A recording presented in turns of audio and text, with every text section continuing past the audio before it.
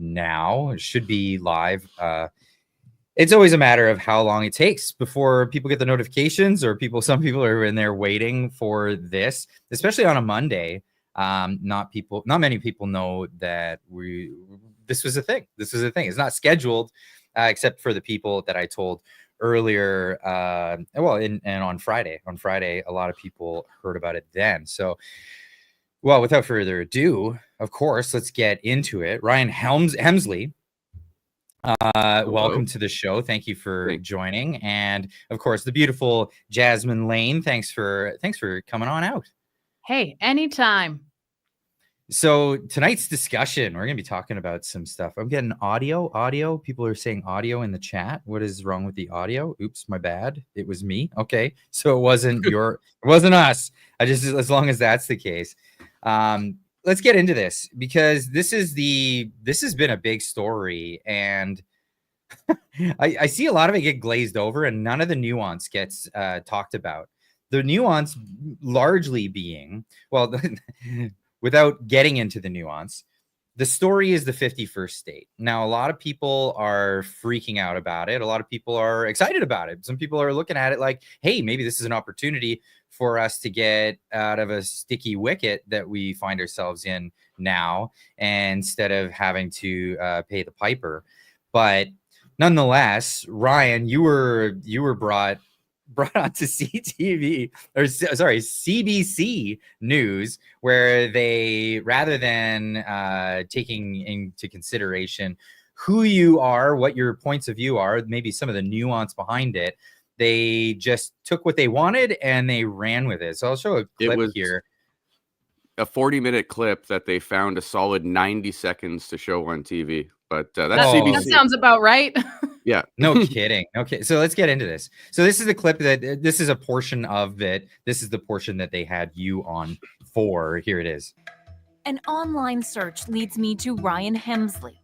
How did you feel when you heard Donald Trump say Canada should be the 51st state? I was very excited. I've been dreaming about it since I was a kid. I don't actually believe that it's going to be a 51st state, but I do think it's an idea for a broader union between us. Hemsley is 33 and just moved to Victoria from Calgary. He sells cars for a living and thinks he would be better off financially if Canada joined the U.S. I know that just based on my work ethic, how hard I work, if I were to pay less taxes and have more access to trade and business opportunities, I know that I would be able to make more money. Hemsley likes Trump, and he likes the way unelected billionaire Elon Musk is gutting government services. I love this. Unelected billionaire. So they got wild. Hemsley actually likes Trump. It's classic.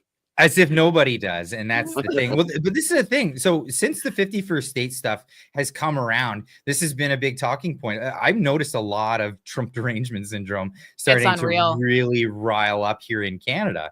What can you tell me about that, Jasmin? Oh, my Lanta. Listen, my parents are very liberal. And so when it comes to TDS, I get it the most from them. It is unhinged. And the things that they say, it's like, excuse me, parents, you would be devastated if I spoke like that about another individual. This is not how you raised your children. What are you doing here? But, Trump derangement, it's so bizarre to me how Donald Trump, everybody loved him before he ran and before he started winning. And then all of a sudden, everybody turned on him and started to hate him. And sure, he's not a perfect guy by any means, but the amount of vitriol against him is just absolutely uncalled for and completely absurd. And I honestly think it's really shown a weakness within our own country and just how unstable people are. And you're just looking for whoever the bad guy is going to be. And that's who you're going to blame for all of your problems. And it's just so inaccurate and it's just ridiculous, truly. How did we avoid this largely, though? Because there was 4 years of Trump before. And, Justin Trudeau tried his best to villainize him and use him as a political tool. But largely Canadians were like, yeah, whatever. Orange man does orange man things, right?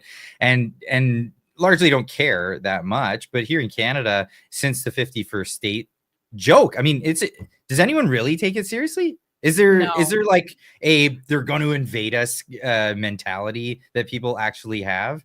Because I think some people do.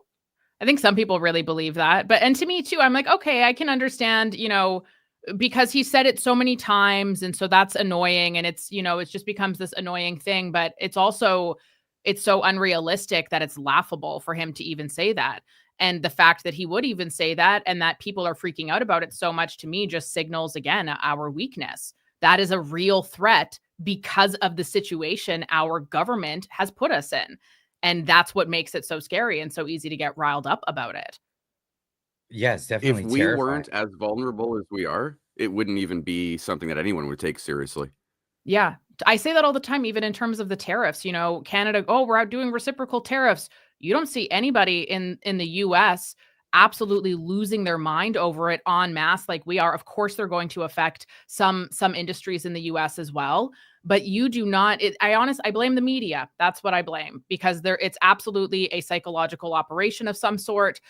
You see the same headlines posted across all platforms, and those little messages and how they get into your head and they start to manipulate the way that you think and view a situation. It happens so slowly and so fast at the same time, and you don't realize that it's happening. And now we're in a situation like this. And I wonder why, because every single time you talk about it with somebody, now everybody is just regurgitating the same things. And it's absurd. It's not logical at all. This is why it feels a lot like COVID right now. Mm-hmm. It feels a lot like the hysteria that surrounded COVID, and just the illogic of it. The illogic, because if you really came down to it, you'd say, all right, well, I know he's got some rhetoric, but we're gonna go and we're gonna negotiate with him. But instead, we're doing none of that. What are we doing? We're covering liquor bottles in our liquor stores. It's just embarrassing. It really is. It's so embarrassing.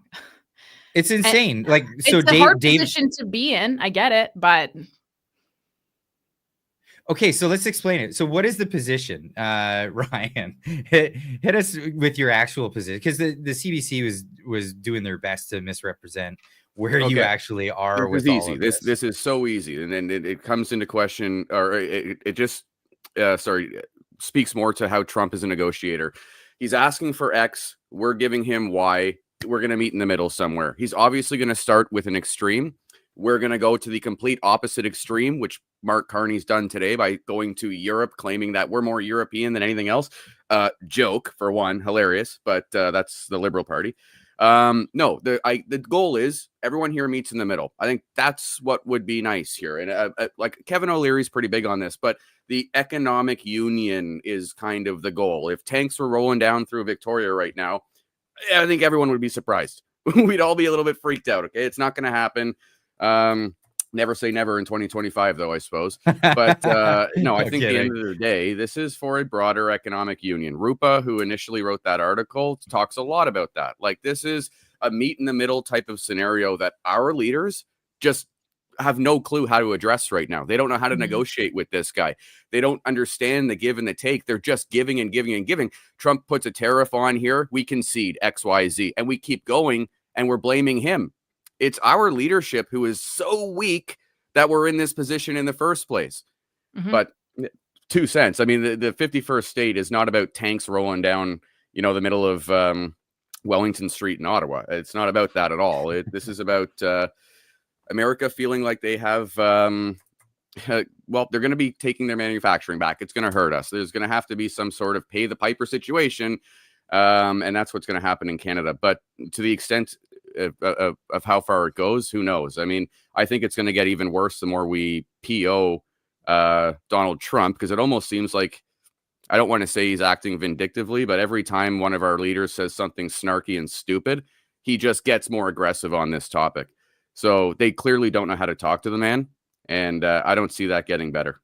I also, just to jump on that too, I feel like there is a certain aspect of this that is personal. And again, it's so crazy to me how you had the Liberal Party of Canada during the last 4 years making fun of Trump, villainizing him, using his name in vain to pit people against conservatives, insulting Republicans, being really mean people. You had them being really mean to a former president at the time who, by all accounts, diplomatically, should have been handled with a lot of respect. I don't personally care what you think about the guy or his ideologies because he's right and you're left. I don't care. You're a politician and it's your job to be a good one and to have good diplomacy. So you go and you spend all of this time being so cruel to your own nation by using him as an example. Oh, don't be like him. Oh, they're just like him. Maple syrup megas, like just the dumbest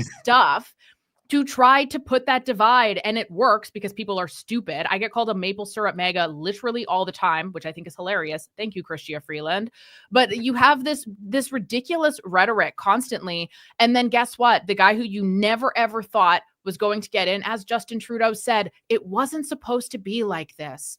After he was finally inaugurated, you never ever thought that he was going to get in again because you thought that the left was going to keep winning despite everything contradicting that. He gets in and guess what? Yeah, FAFO. That's what I'm thinking with all of this because you spent how many years being really awful and being mean and just doing all of this really terrible stuff to try to buy yourself political points and to try to turn people off of a perfectly legal party and express their democratic right by liking one party over the other. You went to great lengths to shame somebody. And this is what happens when you have bad diplomacy. I think that there is definitely an aspect of that too. And oh, sure, Trudeau's gone, but guess what? We still have the exact same cabinet. We have the exact Chrystia Freeland still there. And Mark Carney, WEF globalist through and through, who, Donald Trump has been pretty gosh darn clear. He is working very hard to eradicate from the United States and from having control over governments like they have. So like we're screwed, I think, overall when it comes to that. And it's due to bad politics that serve no purpose other than selfish ones at the expense of all of your people. So the FAFO thing, that really resonates right now. It was is it the Elevate podcast? Those guys have been doing such a great job. And they had a video come out just the other day. And it was talking about the economic hitman concept, right? Going in, disrupting an economy, making them basically susceptible to being taken over, and then take them over. And I think the FAFO in this whole thing is that the World Economic Forum has been working on us for a number of years alongside with China to make us susceptible to be taken over. And instead of them doing the final job, Trump's come in and said, I'm going to take it.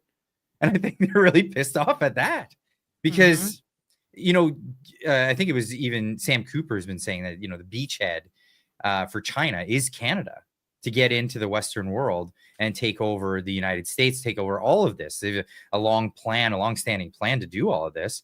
I think Trump's really upsetting that apple cart, and perhaps an economic, some sort of takeover, or at least influence in Canada is the better bet if it were for us to survive this. The video I posted earlier is a lot on that about how, Canada has been so infiltrated by elites. Clearly, we have Mark Carney as our prime minister. Wow, make it more obvious. Why don't you?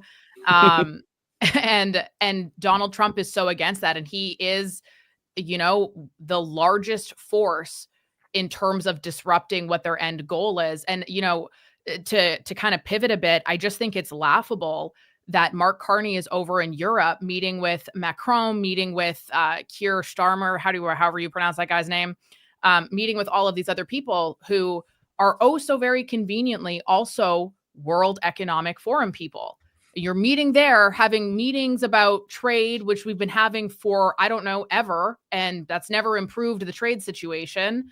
And you're not going to the US, and instead you're meeting with all of these other elites. And if you want to just compare, what's something that the UK, France, Germany, Canada all have in common? Their governments are beyond ideologically left at the destruction of their own people for their own end goals that they oftentimes profit from.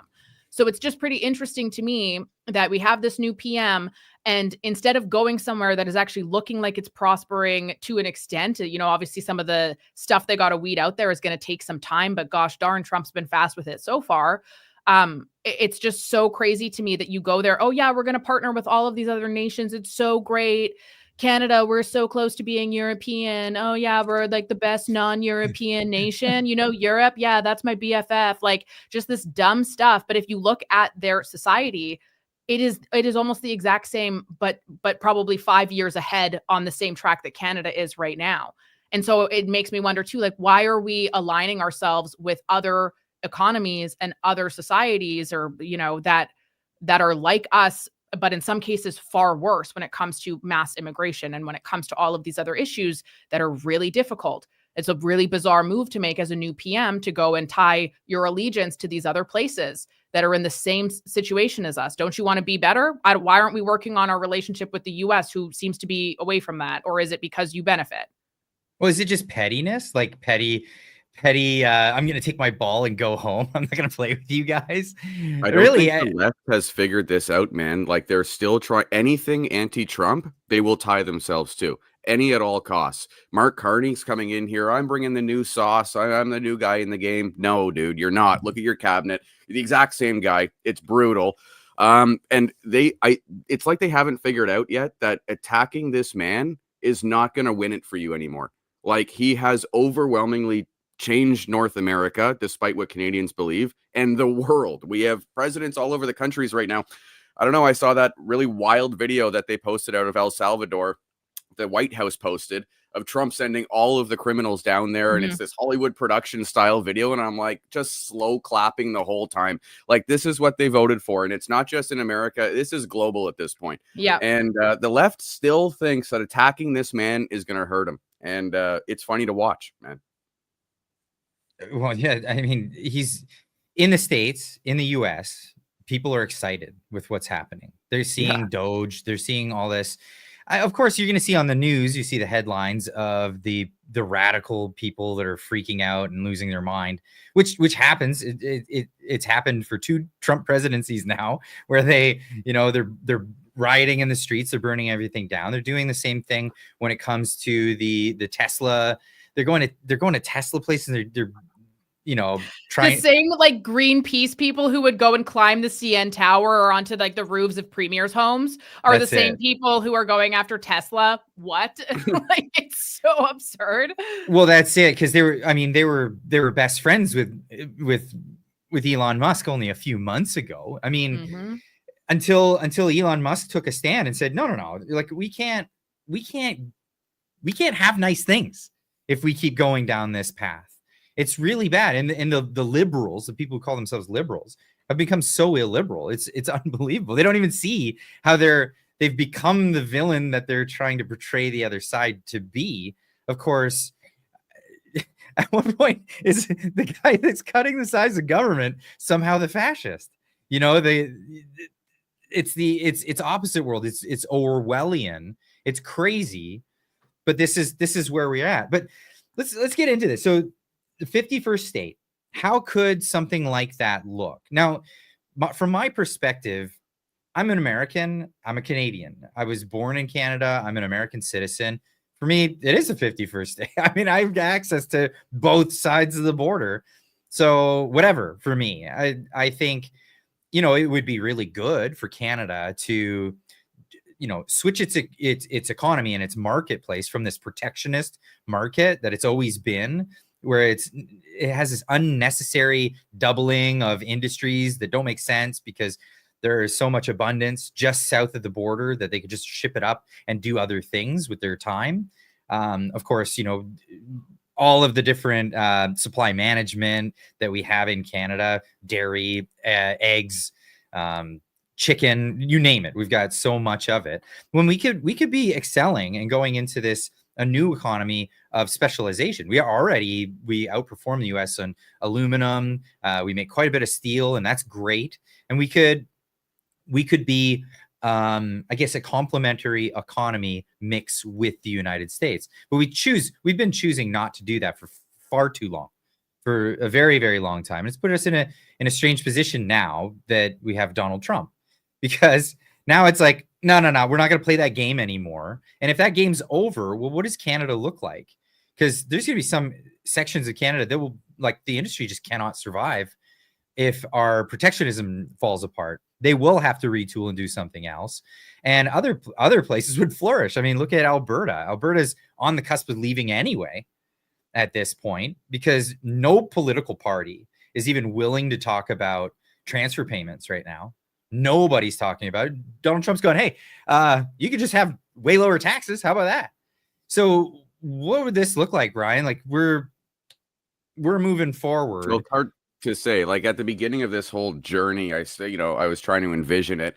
And Canada as we know it today, it simply won't exist. I almost look at it, it'll be purely a resource-based country at that point. If Canadians are given the option to live freely as such in North America, then this is going to be almost, I joked with people, so take this, in a certain way, whatever, with a grain of salt, but I almost joked like Hunger Games style, like there's going to be sectors, like Alberta will be heavily resource focused. It'll be a job economy or job based province, but other places, there's no incentive to live if the market won't sustain them anymore through subsidy. So Canada is going to change entirely. It's just the way that people are operating in it right now is going to flip overnight, in my opinion. So I don't see it as extremely positive in the sense that it's going to be a lot of pain for the gain. I do believe that there's going to be the gain, but I do believe it's going to be shockingly painful. There's going to be a realignment of where the money's going to flow at the end of the day. It'll be decided by the market, and a lot of Canadian town and industry will suffer, and it is what it is.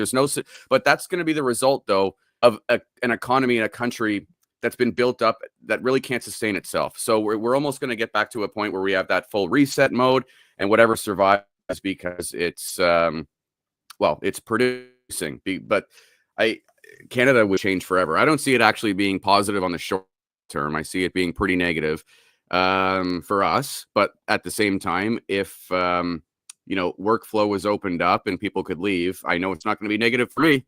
I'm going to go where the flowers are blooming, and that's it for me. But I don't see it as a super net positive in the short term for us at all. But that's just my 2 cents. Out of curiosity for both of you, do you have any hope at all at this point in time that a federal election with a blue wave would actually change or have an impact on the situation? Or even if it were to, is it so far out in the future due to all of the policy reversals and how long it takes to get things built that it's not even worth it? Well, okay, so let's have a perfect scenario. So a perfect scenario would be the polling that we had previous to when Justin Trudeau stepped down comes back, and we have a conservative majority, super majority, and tons of seats. They get a total mandate. They can go to town, do what it is that they want. They're going to be fighting a Senate that's very disagreeable. They're going to be fighting a judiciary that's very disagreeable. So there's all kinds of things that are already in their way, and there's still a corrupt system. So, and it doesn't sound like, from what I'm hearing, I'm not hearing a ton from Pierre Poilievre and the Conservatives that they're going to make a Doge, that they're going to jump in and waste, fraud, and abuse, just tear it out, or have your Millet with his chainsaw. I'm not hearing any of that rhetoric. It's like they're afraid to have that kind of rhetoric. I think Canadians would be receptive to it. Don't get me wrong. And this is why I've been railing against the Conservatives' strategy as it is right now. I think they should be way more bolsterous, and they should be way more jumping out there. But that being said, if we get the PR Poilievre that we have now, and say he gets in and he just wants to stay popular with the center and the center left, there's not going to be a lot. There's not going to be a lot of stuff happening. It's going to be I think it's been this way for a long time. The left take 2 steps forward, the Conservatives come in, they take it 1 step back. And we're not going to get all the things. We're not going to go back to the 90s. We're not going to go back to fiscal conservatism. We'll probably go back to just trying to patchwork and fix the budget instead of doing some real effective change. What do you guys think? How disappointing is that, though, when you think about it? The fact that this ideology that is based on what? Compassion at the expense of yourself, even, like the fact that ideology has taken over not just Canada, so many other countries at such a rate, and we let it. We let it take over by having politicians who were weak and scared, by having somebody who was a very loud minority have such a powerful voice that we allowed them to just completely screw up the brains of people and our countries. And that, in turn, like it screwed up our mental health. We have suicide rates that are going out of control for men under 30. There's so many bad things that have happened as a result of this ideology.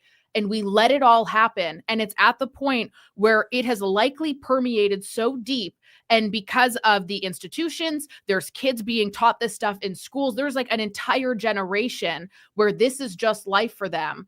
And we actually probably won't be able to go back to the good old days like we used to as a result of all of these things that were allowed to happen that under any other circumstance 20 years ago would have never, ever happened, because people would have said, that's crazy. Stop it. You're annoying. Stop it. What are you doing? That's not how we do things. And people like had a spine. But it's like so many people, not just politicians, obviously everyday people as well, who just got so addicted to virtue signaling and being compassionate that it actually totally screwed up the entire planet. That is so disappointing to think about. So totally did. God Saad calls it the suicidal empathy. Yes. And it's a real thing. It's a real thing, but I think it's downstream from socialism. So socialism is suicidal empathy at its core. I mean, you get people hooked on it. The whole meme of it, like the whole and I mean meme in the Richard Dawkins sense of the word that he coined, a mind virus, where socialism becomes this mind virus that takes over. And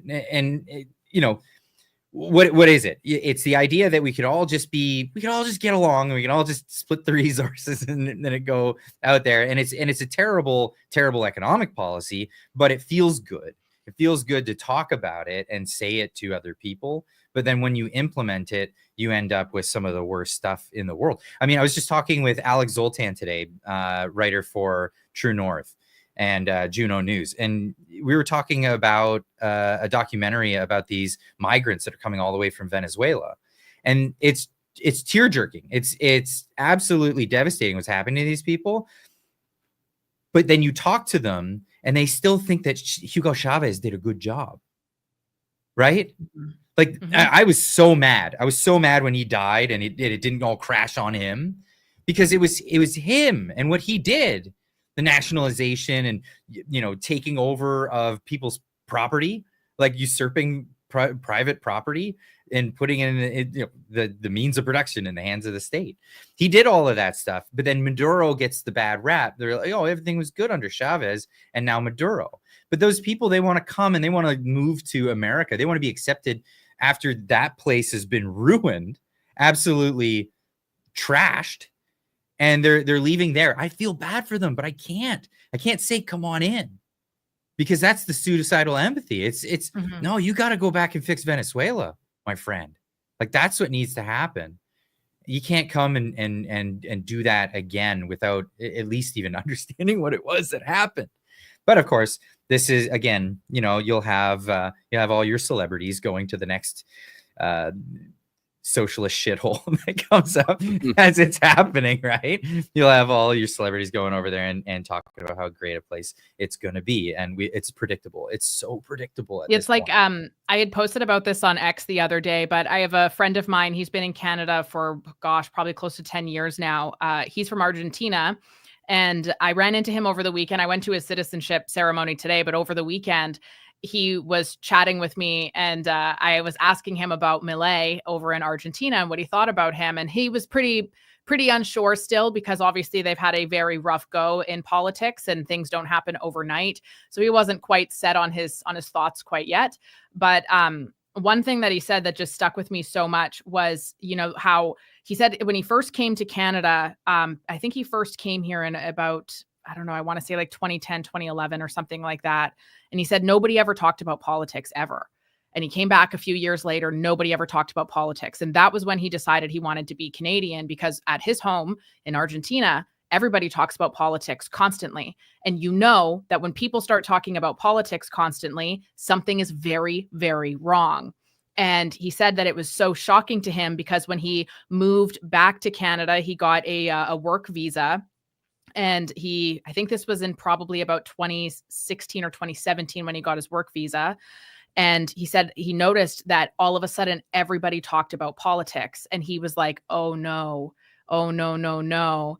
And he pointed out so many similarities to me about how, where he's from, there's so many people who they're completely dependent on the government and the social assistance programs that they would die without, that their life would be very difficult without. And, there's a few things coming to mind here in Canada when it comes to those and how hard people advocate for them. And they sound good. They sound compassionate and nice at first, but it's at the harm of your economy. And it's also at the harm of the individual and, working hard and being able to make good money. And of course, there's people that are not privileged that should have some help, but, to have these really vast programs for everybody that are so bad for the economy, that are so bad for people growing up with it and just having all these things being taken care of. Like, it's good to struggle. You learn a lot when you struggle, and it's good to be able to struggle and change your ways and have a lot of success as a result of that. That is what drives people.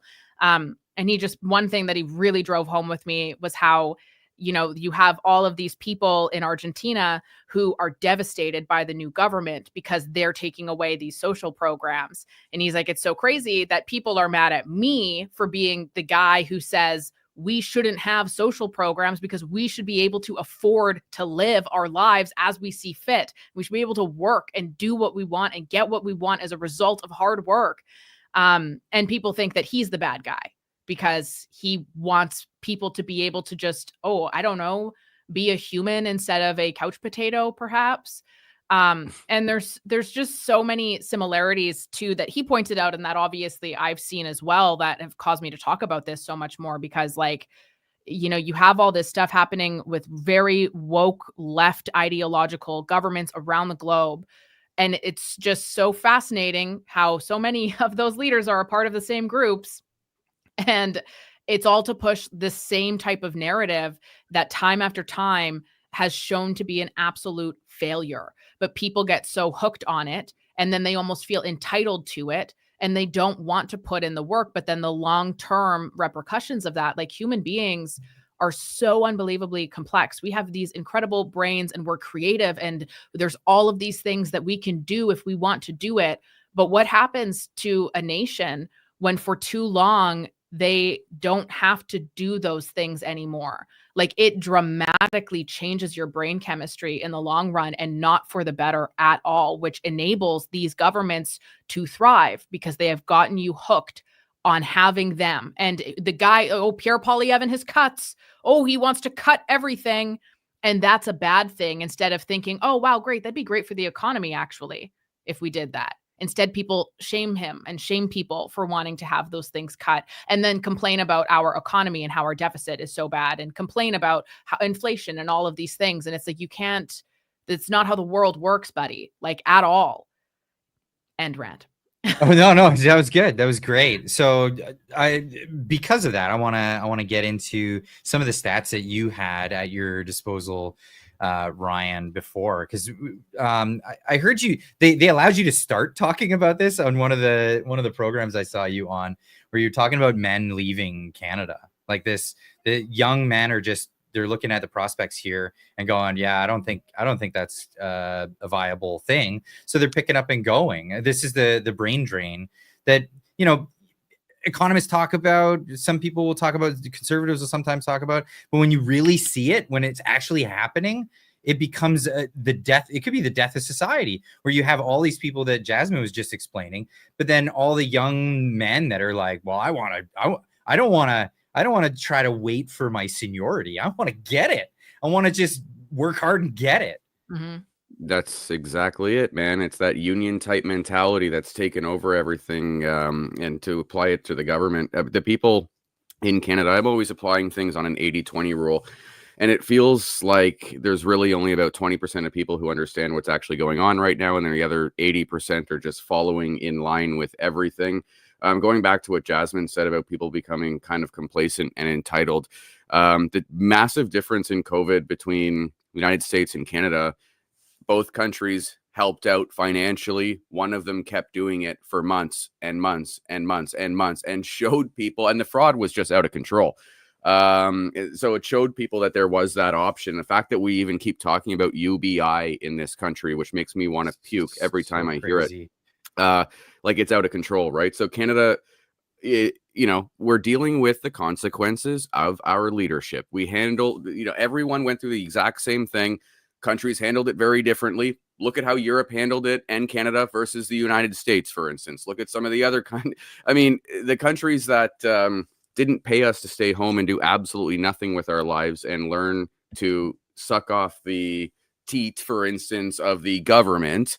We're not doing too well, right? We're dying. Like, we're absolutely dying, and it's a mental death. I mean, you're seeing the population here become so entitled for that next benefit, that next rebate. Like, we're sitting here as if it even matters.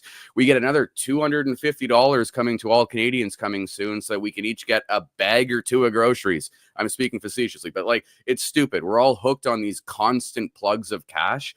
And Americans, on the other hand, they had one little injection. I think they had two. I could be corrected, but and then they were forced to kind of dig themselves out. You had individual states that were kind of warring ideologies, some open, some not.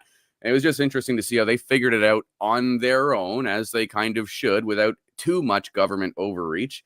And that's speaking highly of Joe Biden, even though I don't think very highly of him. But there wasn't extreme. He's amount hilarious. Of Come on. No, yeah, I don't mind. I've been reading so much. The news never stops. Like, you go on Twitter, there's posts from the White House. There's, all of the pardons were auto penned, so it's out the door now. I can't even keep up with what's going on today, let alone yesterday. But it's like nuts. Popcorn mode. The last month and a half has been pure popcorn mode. Every time the guy speaks, they're putting out production level videos or movie production level videos on their White House. They're doing bye Felicia comments from the White House page, which is public record. Like, I love it. I love every single bit of it. But Canadians, I don't know actually what it is, because I can't relate to the majority of Canadians anymore. I don't know what it is that's that has them thinking like this. I can't even wrap my head around it. It seems illogical. I don't understand it. It doesn't make sense to me, which is probably why I'm getting hate. I'm sure you guys get hate for your opinion. I mean, it doesn't make sense. I can't even understand it. What do you guys think? Like I said, I'm having a hard time even addressing them in the comment section and getting back to them, because their comments are illogical, and it just feels like a waste of life getting back at it. But like I said, this is the state of Canada right now. We'll address the hate, but then I have a clip, because you're talking about just popcorn mode. I got a clip of Levitt today that was great. But the hate is insane. Like, I'm kind of glad for it, to be honest. I'm kind of glad for it, because I want to see disagreement.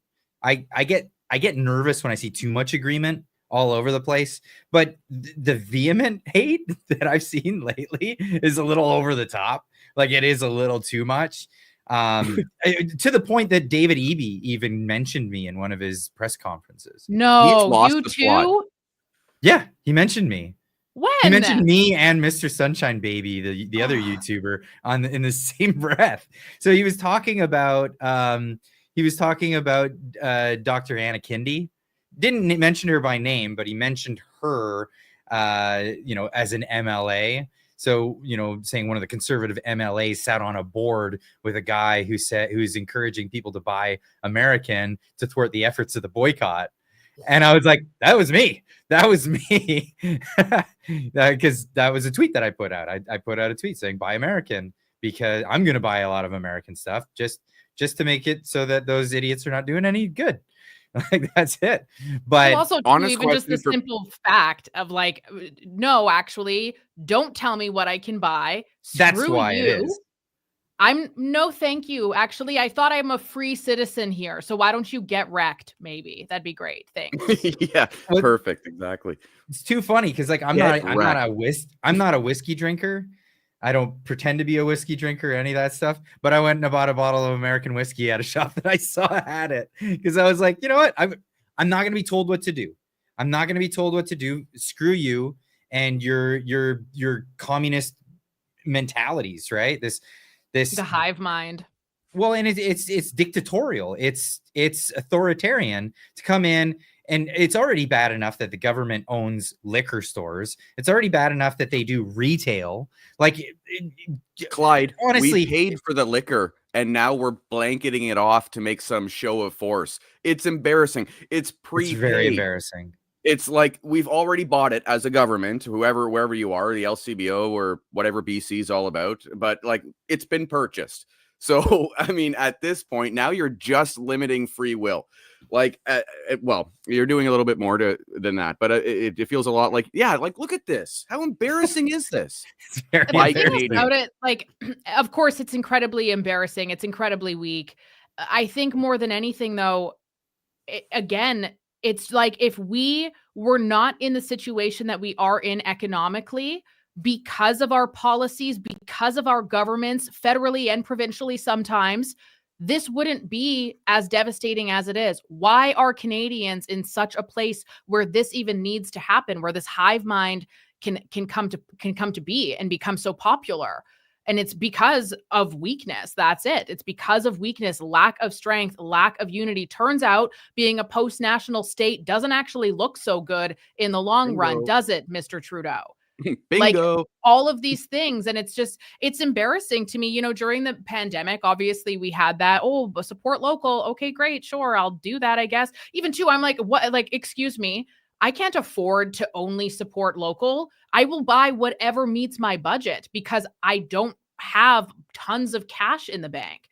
Like that's just life for the vast majority of people. You mean to tell me that we have, you know, GDP per capita at such disgustingly low amounts? We have people being laid off like crazy, replaced by foreign workers at a lower price. That's a real thing that happens. You have all these things happening, and now you want people to spend more money in order to buy Canadian, even if they can't afford it. And then you're going to shame them in the grocery store if they opt for, you know, a bag of oranges that aren't from Canada, because who the hell sells oranges in Canada that are Canadian made? Like, that's not a thing.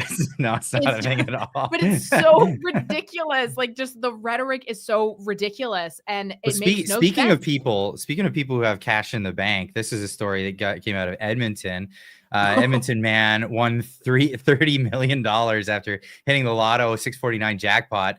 I want to get out of here, he said. That was the only thing he was quoted on I don't want to burst your bubble, but I read more of that. And apparently he was referencing how he wants to move to like Vancouver Island or something. Oh, okay. Fair enough. Yeah. It's still the funniest But it quote is ever. funny. It is funny. I want to get out of here. Because that's the sentiment. Exactly. So many people are looking at this situation. I really want to say this before I forget it, because it's come to mind a few times. So sorry if it's not 100% relevant right now, but I really do believe that when it comes to the way that this like mass psychosis about Trump or whoever the villain of the day is, I really do believe that it's because of privilege. I really believe that so many Canadians are living so cozy, and lots of them, you know, oh, sure, we get the $10 a day childcare, blah, blah, blah. Like, I just think that there's so many Canadians who quite literally have so much privilege that they're able then to say, oh yeah, screw Trump, I'm going to go do this and that. Like, there's too many people that have actually never struggled or suffered at great lengths because of how our system is because of how our system is created, that now this thing where they're able to feel virtuous in their otherwise miserable lives, they just jump on it right away because they're so privileged and so bored that they have nothing else better to do than to go and shame somebody for something as ridiculous as this. It's so embarrassing, but there's definitely something deeper psychologically happening there for sure. And it's gross to see it play out. It's very gross to see it play out. Have you heard of the concept of luxury beliefs? No, but I'm sure I have a lot of them.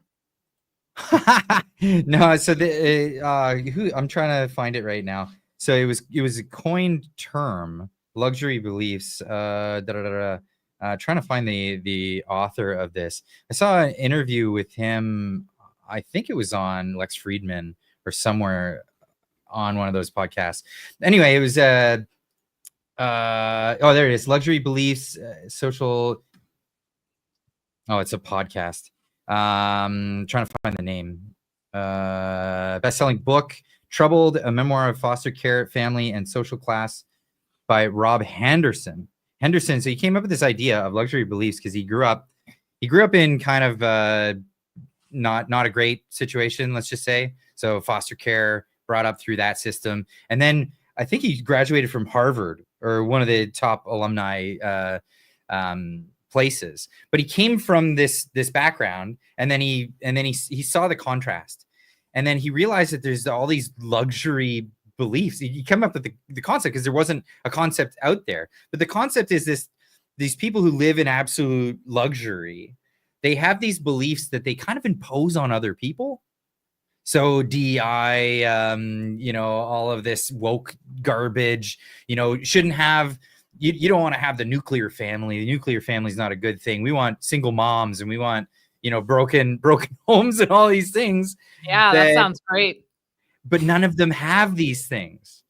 So all these people that they were in like the high echelon of academia, he noticed that all the people that had these beliefs, they didn't actually do them themselves. So they didn't have single family homes, or single mom homes. They didn't have these things. And they got married at a decent age and did all the things that we all know are markers for success.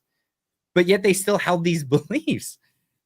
And they didn't hold to them at all. They held other people to these standards. And it was like, there's like these beliefs were for the plebeians out there, right? Yeah, it's like a sense of elitism or something, man, where they think that they can live one way and yet control us in a completely different way. You name me one liberal millionaire who didn't get that way by acting like a conservative with their personal bank account. Okay, they're all it's all a lie. I mean, they're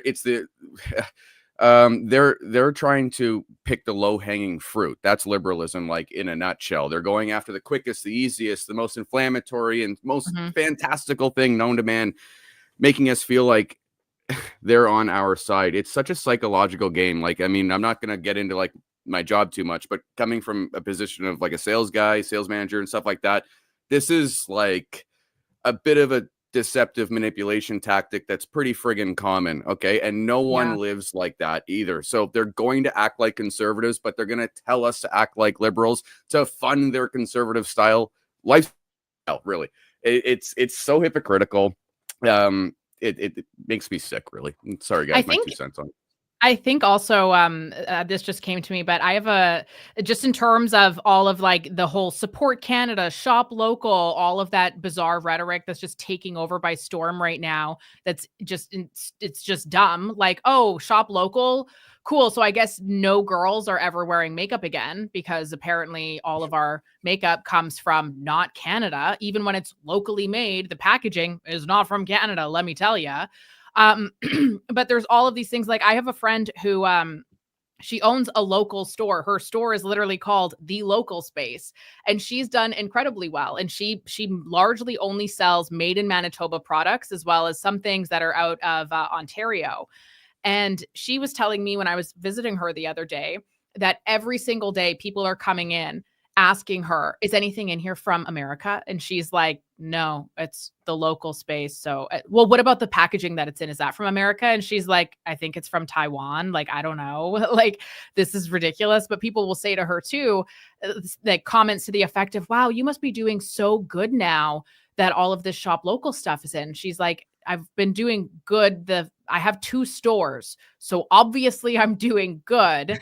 And people will say, oh, wow, it's really good that everybody's like so focused on boycotting the USA right now. That must be so good for your business. And she's also pointed out too, like how insulting this whole shop local is, like as though every single Canadian business is only thriving because suddenly Canadians decided to support local, which if that was a value you had, you would have probably had it before the pandemic and then kept it after the pandemic. But for some reason, people didn't. And now it's like, oh, we just have another crisis, which in the world of psychological operations and the media, crises, it's crazy how common they are. So you have another crisis that people are focusing on that's getting them to dramatically change behavior at a very rapid rate. I've been studying psychological operations a lot lately, so I may actually be like in the gutter of the rabbit hole right now, but it makes a lot of sense. I see too many similarities. So I just want to give credit where credit's due. This is Rob Henderson. He's the one who came up with that idea of luxury beliefs as a newsletter here. Yeah, he wrote a book called Troubled by Rob Henderson. Yeah, really, really good author, very well spoken, and discovered this new phenomenon. Now, I want to get to that clip that I was telling you guys about because you guys are going to love this. So this is Carolyn Levitt, the press secretary of the United States, and she was asked a question from a reporter who claims that France is looking to get their Statue of Liberty back. Something different. There is now a member of the European Parliament from France who does not think the U.S. represents the values of the Statue of Liberty anymore. They want the Statue of Liberty back. So is President Trump going to send the Statue of Liberty back to France? Absolutely not. And my advice to that unnamed low-level French politician would be to remind them that it's only because of the United States of America that the French are not speaking German right now. So they should be very grateful to our great country. That really is. Oh, that one gets me. That one gets me so good because you really have to just look back at us in Canada. How much protection do we get from just being the hat of America? Really, at the end of the day. Imagine any other country was below us right now. Okay, this is the funny thing about Canadians. Everyone on planet Earth always believed in the American dream, and I want this, I want that. Canadians were so self-righteous. We were the only people who were above the American dream. It's like times have changed. We're absolutely shredded right now. I think Trump actually is a little bit more serious on the North than people think, in the sense that he is saying everything he can to call out China without calling out China, but like verbatim. And I think that's like very political, but I obviously trying to maintain relationships, but he has done everything in his power to say China's the problem right now in Canada without saying China's the problem. I think it's pretty interesting, actually. And here, this is my first and only amateur hour mistake I'm going to make. I forgot to plug in my laptop. Clyde, I'm going to drop down for 10 seconds. I will be right up in 10 seconds. Okay, buddy? All right. I'll just put you down right for a minute. Okay? I know. No worries. All right, Clyde. sweet. Whoa, hey, it happens. Is deja vu. And we're having deja vu all over again because that's what you did the first time. Okay, so if you didn't watch the last time I joined Clyde, my dog had unplugged the second connection of my laptop and it was dying the whole time I was on. But I was so excited to be talking with Clyde, I didn't want to say anything about it. So I'm like over here trying to figure out the cords, and then eventually I had to duck under and plug it in because it was going to die. That is very funny that just happened. That's great. That's great. So, well, this actually gives us a perfect opportunity to make a plug to talk crap about him. Yeah, that's it. So to do a plug for this new joint venture that the three of us are doing, and I would like to plug this one out there for everybody. If you don't, obviously you don't know anything about this because we're only just starting this, and it's just today. I haven't even put a good avatar on the channel yet, but I want everybody to go on over and subscribe to this channel. There's no subscribers on the channel yet. I'm going to put a link right in the chat here so everybody can head on over there. If we get as many subscribers as there are likes, at least in the chat right now, that's a good start, because we're going to have to get it monetized and all of that stuff before we can really start putting stuff out on the channel. There's going to be a bit of a transition period. I just want people to know this, because Jasmin and myself, we both have video channels where we do concise videos on the news, but all this live streaming and long form content is a thing that we want to bring a lot more forward for people, moving forward. And this is going to be the place where we're going to do it. And we're going to bring a lot of people on board. You're going to see not just our faces, you're going to see a lot of other people. So get on over there, make sure you subscribe to the channel, and we're going to be bringing you some awesome stuff moving forward, and probably on the regular. And it's just gonna build. It's one of those things. Let's snowball this thing and get more people. So I've already been talking behind the scenes with a lot of others about joining in and coming on for podcasts and having lots of conversations with all of us. So we'll have regularly scheduled stuff right there for you guys. So tune into that. And I'm excited. How excited are you? I'm incredibly excited. I think it's about time, truly. There are far too many people in the country of Canada that are silenced, that have a hard time breaking through the algorithms and whatnot, and also have a hard time maybe getting together sometimes and being able to just have conversations openly, live, honestly, about all sorts of different things. So I think it's going to be a really wonderful space to do that and to really break through the noise and break through the algorithms and get more and more people get their brains thinking a little bit more. And I am, very, very excited for it. So definitely go and subscribe to that. We have some fun things planned. So some really fun things planned. So I've had a lot of people reach out to me and say, like, you know what, in Canada, it's like in America, all the podcasters and all the YouTube channels stick together, but in Canada, it's not that. And I'm like, okay, well, who's doing that? And everyone kind of just shrugged their shoulder. Okay, well, I guess we're doing that then. Yeah, we're doing that. We'll be the ones to make that happen, and we're gonna bring a lot of people on board with this one. So if you're looking forward to seeing some of your favorite content creators out of Canada, you will see them on our show at some point because we're bringing everybody on board. This is going to be a lot of stuff. I see Clinton Jaws in the chat. He's going to be on board. We'll have you on the show. Absolutely. I love you. He said it back, I heard. There you go. All right. Hey, well, if it's just the two of us still, can I tell? Oh, it's not now. See, look. Go for it. There goes my story. Tell I was about to talk mad smack about you. God. Okay, go for it. No, I wanted to say something briefly because earlier today, it was interesting, the school of thought that I had about all of this. So earlier today, as I had said, I was at a friend of mine who is officially a Canadian citizen. I went to the ceremony, and I have to tell you, there is something so beautiful about people who spent years, minimum 3 years, and at times upwards of thousands and thousands of dollars, who left somewhere and decided that Canada was going to be their home and became citizens here. And the amount of pride in that room, like, it was radiating. I was sitting in like the back 5 rows, but I could feel it. And it was just so beautiful to feel that and to feel all these people who were so excited to come to our country. And I just wanted to say what a large shift that was from the feeling that we get from so many other people who come to this country. And also what a large shift that is from the feeling that Canadians who want to perhaps move to the United States for a better future, how much they are shamed for that when like you have all of these people who are coming into our country who want to be here for a better life, and you congratulate them, you're happy for them, you're proud of them for doing it. But then if one of your own says, you know what, Canada isn't the top dog, and I actually think that, you know, my business or whatever it is that I'm passionate about would be more successful in a different country, you view them as a traitor.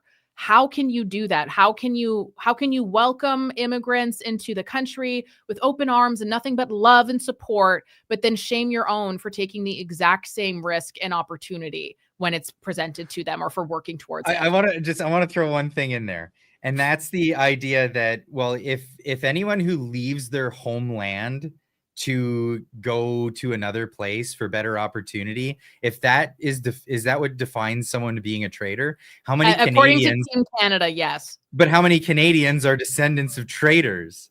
All of us, I think. Almost all of us. Unless you're native, right? Like, everybody's family at some point came over here with the thought of new, like, I'm a recent development on that one. I'm a first generation Canadian, you know, dual citizen with the United States. My mom came from Scotland and my dad's from the US. So, like, what? Like, how do people not square that one in their head at all?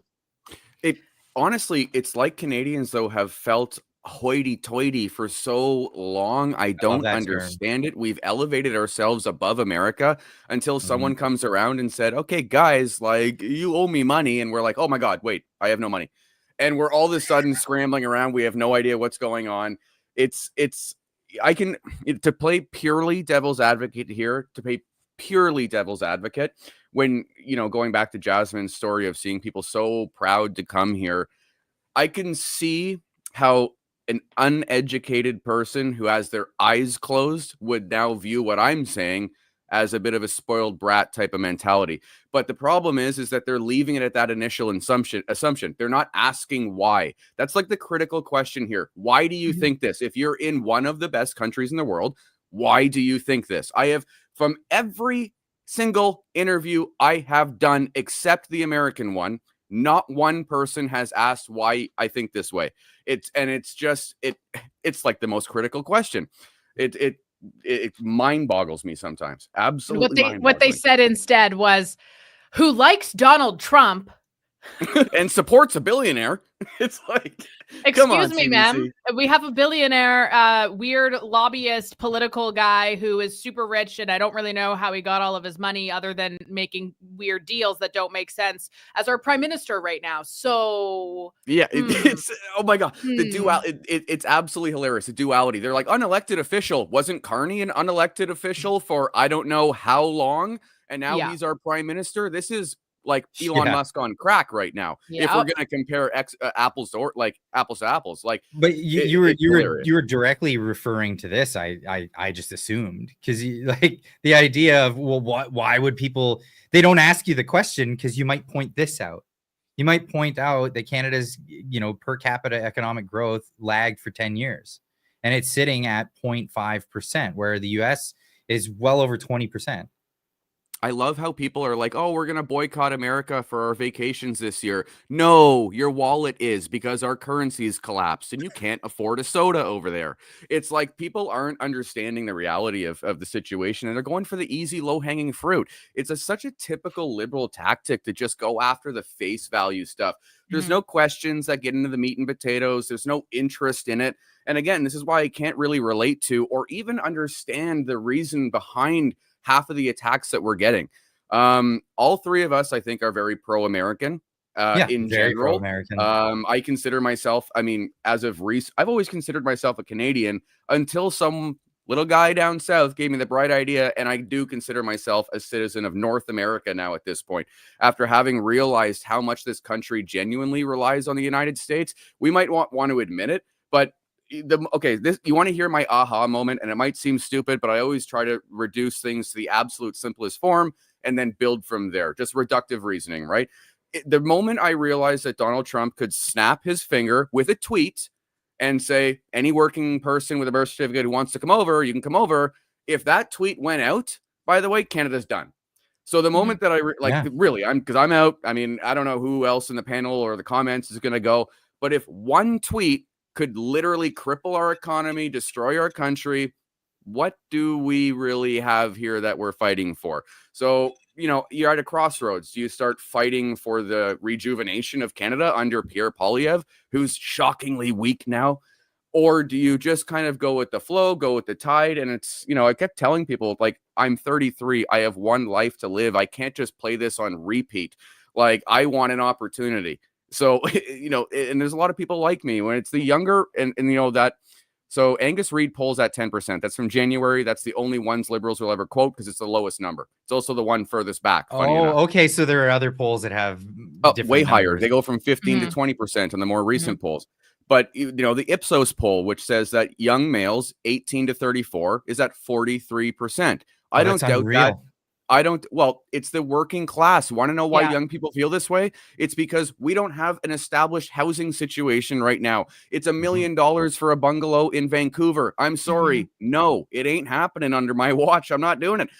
If I had that kind of money as a self-employed guy, knowing my down payment's going to have to be huge, self-employed, your down payment's higher. Like, I'm going to start a business. I'm not buying a house. So that right off the bat, when my government has set it up where it doesn't even make financial sense for me to buy a house, given what I could do with that money, you go over opportunity costs, all that stuff, right?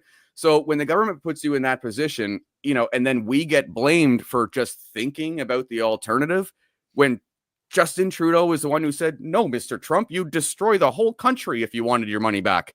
It's like, clueless.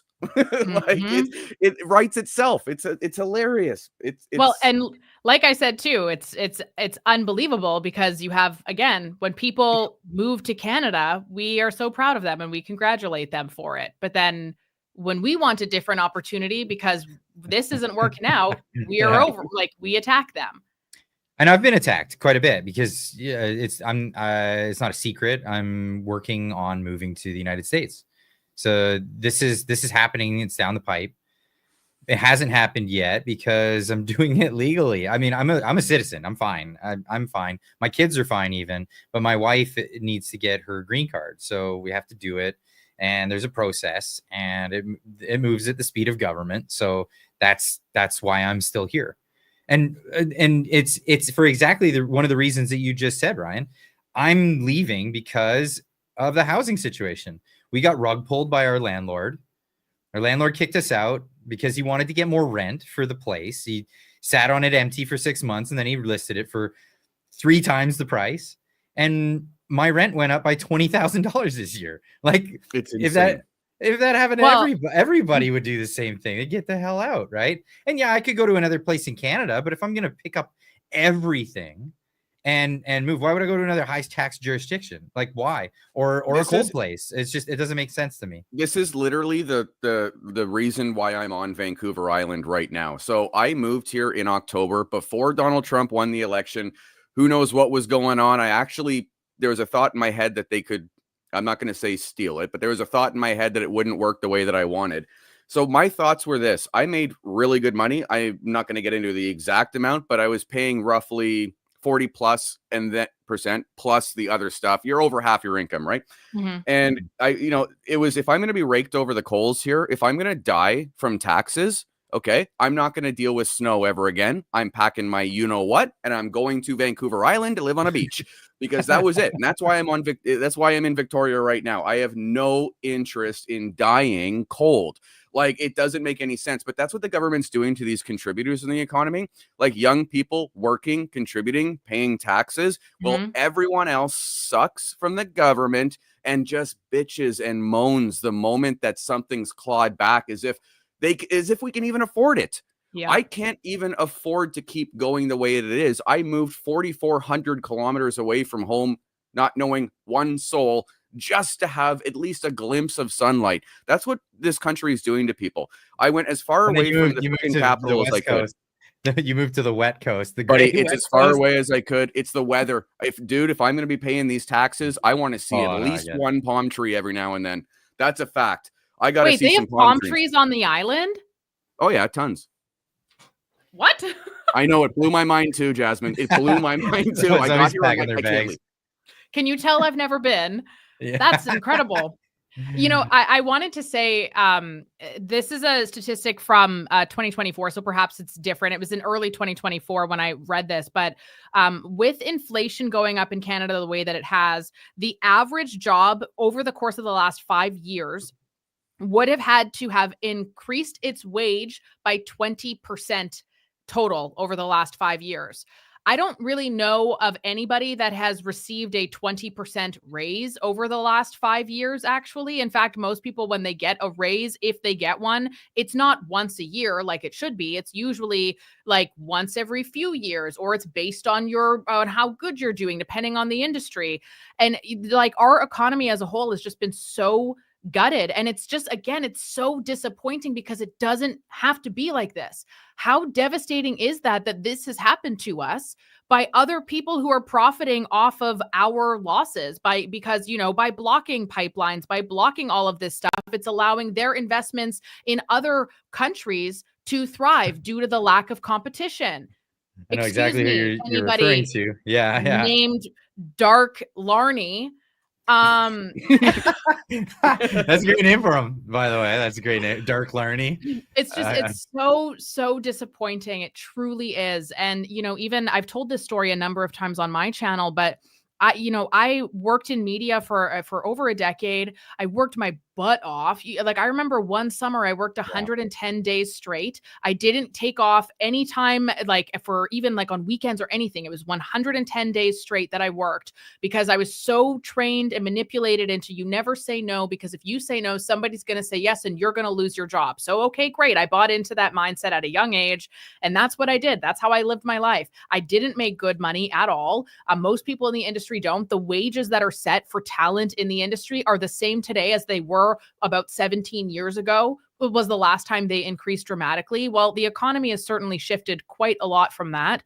And I was somebody who was in my late 20s, and I was still living in an apartment that I was struggling to pay for. And I live in one of the more affordable cities in the country. And it was so difficult.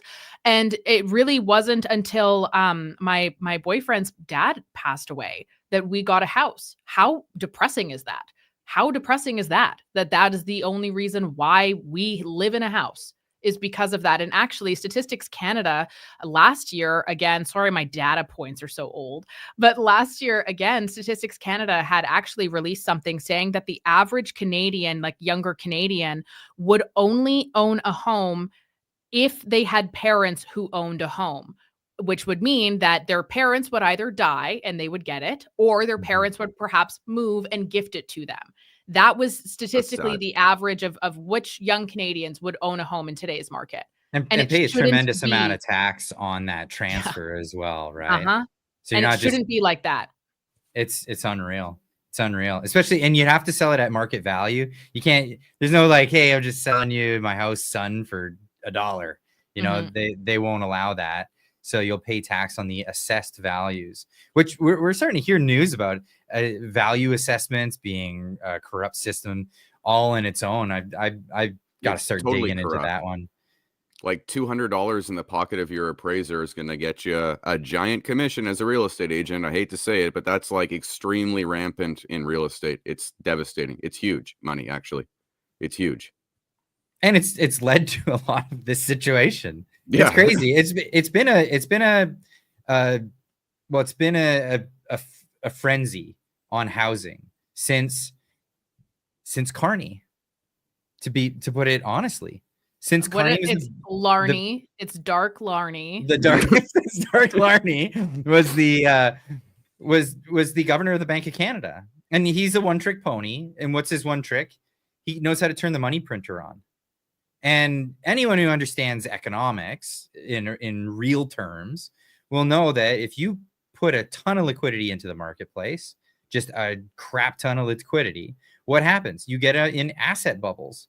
People get out of savings. People won't be putting money into a savings account because they'll lose money in inflation. So they're not getting anything in interest because the interest is so low. So then they're either going into the stock market or they're going into assets. And what's the biggest asset that everyone goes into? Homes. That's exactly where people go. And they started going in right after Mark Carney decided low interest rates are going to be the best thing for Canada. Even Justin Trudeau bragged about it a number of years later. You know, interest rates are at a historic low, right? Remember that? We were going to borrow and borrow and borrow. And we were encouraged as people to do that. It's crazy. It's crazy that we have historically low savings in Canada. It's crazy. People are not saving anything, and we're over leveraged to the nines. It's crazy. $2.40 for every dollar out there. Like the amount of bankruptcies that are skyrocketing, like the daily bankruptcies from Canadians are skyrocketing. I come from automotive, so I can speak to this pretty well, but the number of repos happening coast to coast right now is through the roof, to the point where major banks, the top 5 banks, are now loosening, if you can believe it, not tightening, but loosening, so more people can loan. More people can borrow. Where do you get that data? Because I've been looking, I can't find the foreclosures and all that repossession. Okay, so I'll have to get back to you on the link about the bankruptcies, but the data I get regarding like automotive sector, it's a little bit biased because I'm in this industry. Oh, so people are giving up their cars not to give up their home. They're giving up all kinds of other things. Well, no, but you're having people, for instance, buy a car with a line of credit. So that to me is out of control. A line of credit, for instance, is for an emergency. It is for the absolute worst case scenario. Yeah. You're having people with no savings now go into that one little pocket that they have for a rainy day to blow it on a car. I mean, of all things, and yes, I'm speaking, about something relatively small, an automobile, but you're seeing Canadians just pick away at their savings on unheard of levels, then going into debt on a line of credit against their house. Okay, credit card lending rates not lending rates, but the amount borrowed per Canadian absolutely skyrocketing. If you guys had a chance to read someone's bureau, as I do on an almost daily basis, you have people making $100,000 a year who are starting to really, like, they're missing payments, and they're like, what's going on? Why are my interest rates high? Well, because you're not paying your bills right now, and I'm not going to blame you, but it's tough. Okay, I get it. Everyone's dying. People making over $100,000 a year don't seem to understand that that's not real money. That's nothing anymore. I hate to say it for people in the chat too, because it makes me sick. $100,000 a year after the taxes that we're all paying right now, after the rents, the mortgage rates, the HST, God knows what else, carbon tax, it's nothing. Like, we are being bled to death right now. You have to make such a stupid amount of money, whether it's single income or dual income, such a ridiculous amount of money to be comfortable, or at least where we were 5 to 10 years ago, that it almost is extremely unrealistic. And I can say this knowing that I was well above 100K in Ottawa, and I wish I could show you my take home. It was disgusting. After rent and bills, you barely have enough to go out on a date or two and get, some groceries and hang out with a friend. You're just existing in Canada. You're literally, I think that was an exact quote from what I told Rupi. This country, it feels like, if you're a hard worker, you're waking up and there's no incentive to keep going, really.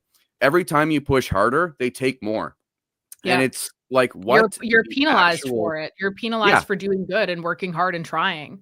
It's funny. The party for the liberal class has literally destroyed all incentive and motivation for the liberal class to grow. It's, it'd be funny if it wasn't so actually sad. But I think it's unreal too when you think about people who vehemently defend all of these things that they're doing with our money that they don't have because they've spent all of our money already, which, okay, great. Make sense to me. Oh, you can't. But you have all these people who vehemently defend it, and it, like, okay, great. So what are you getting? Like, is your life better today? No. Okay, cool. How's our economy doing? Bad. Okay, got it. So you're defending, more spending of money that we don't have to help people who don't have money, which is why they need that stuff, instead of just, I don't know, having lower taxes perhaps so that, they can actually survive and have their right of choice and free will because they can afford it.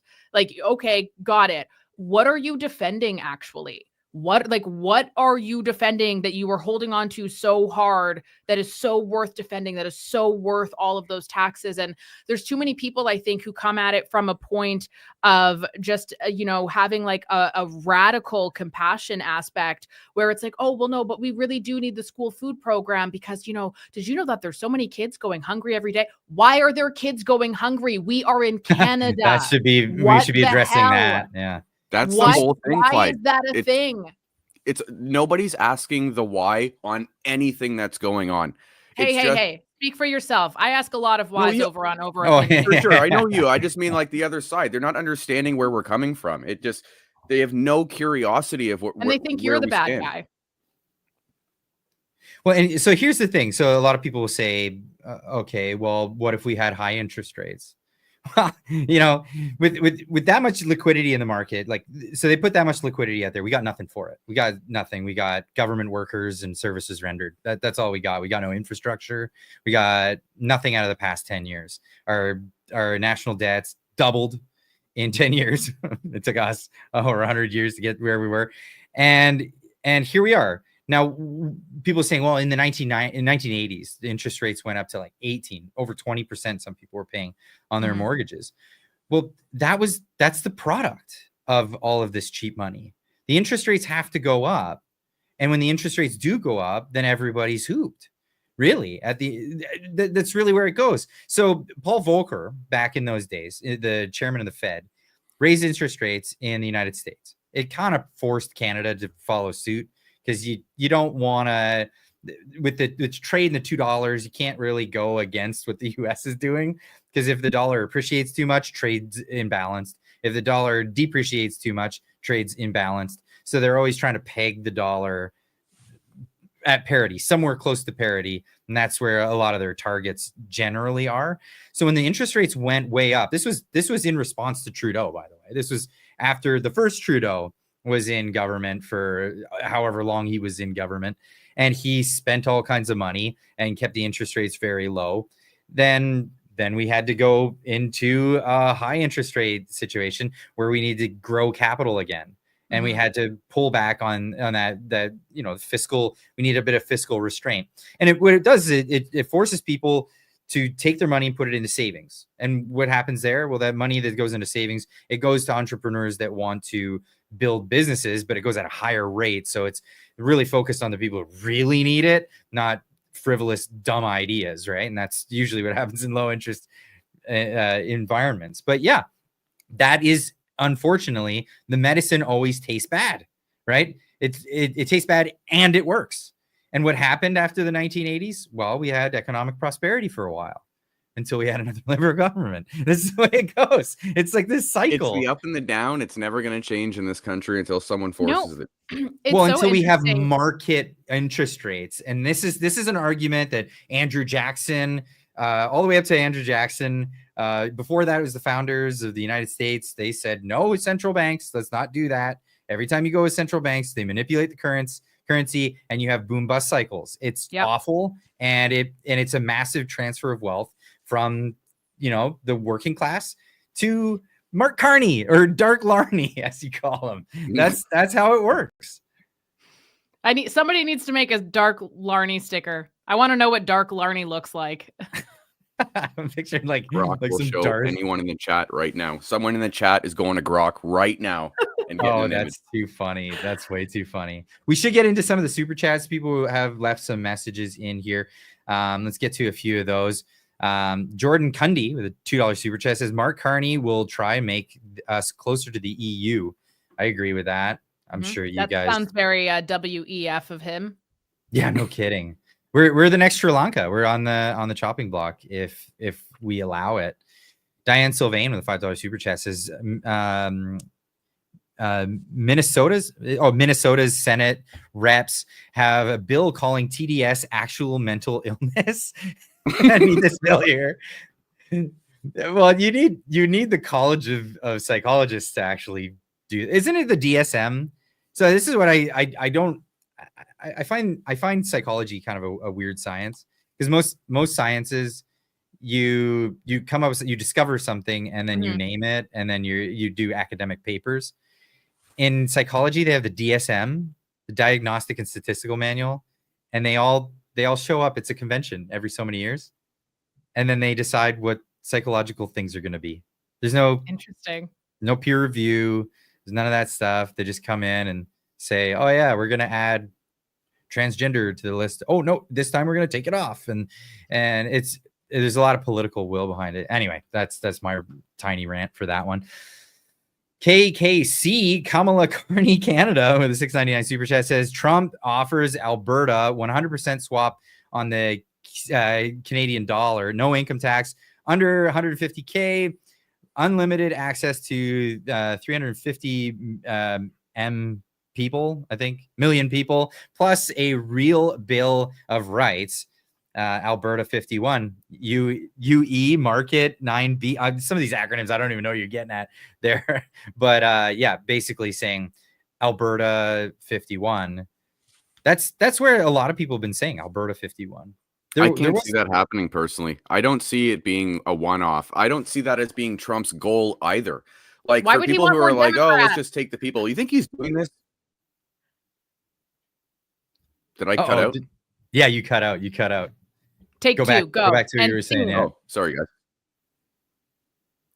No, I was going to say, like, Trump doesn't really care about the people of What? Sorry?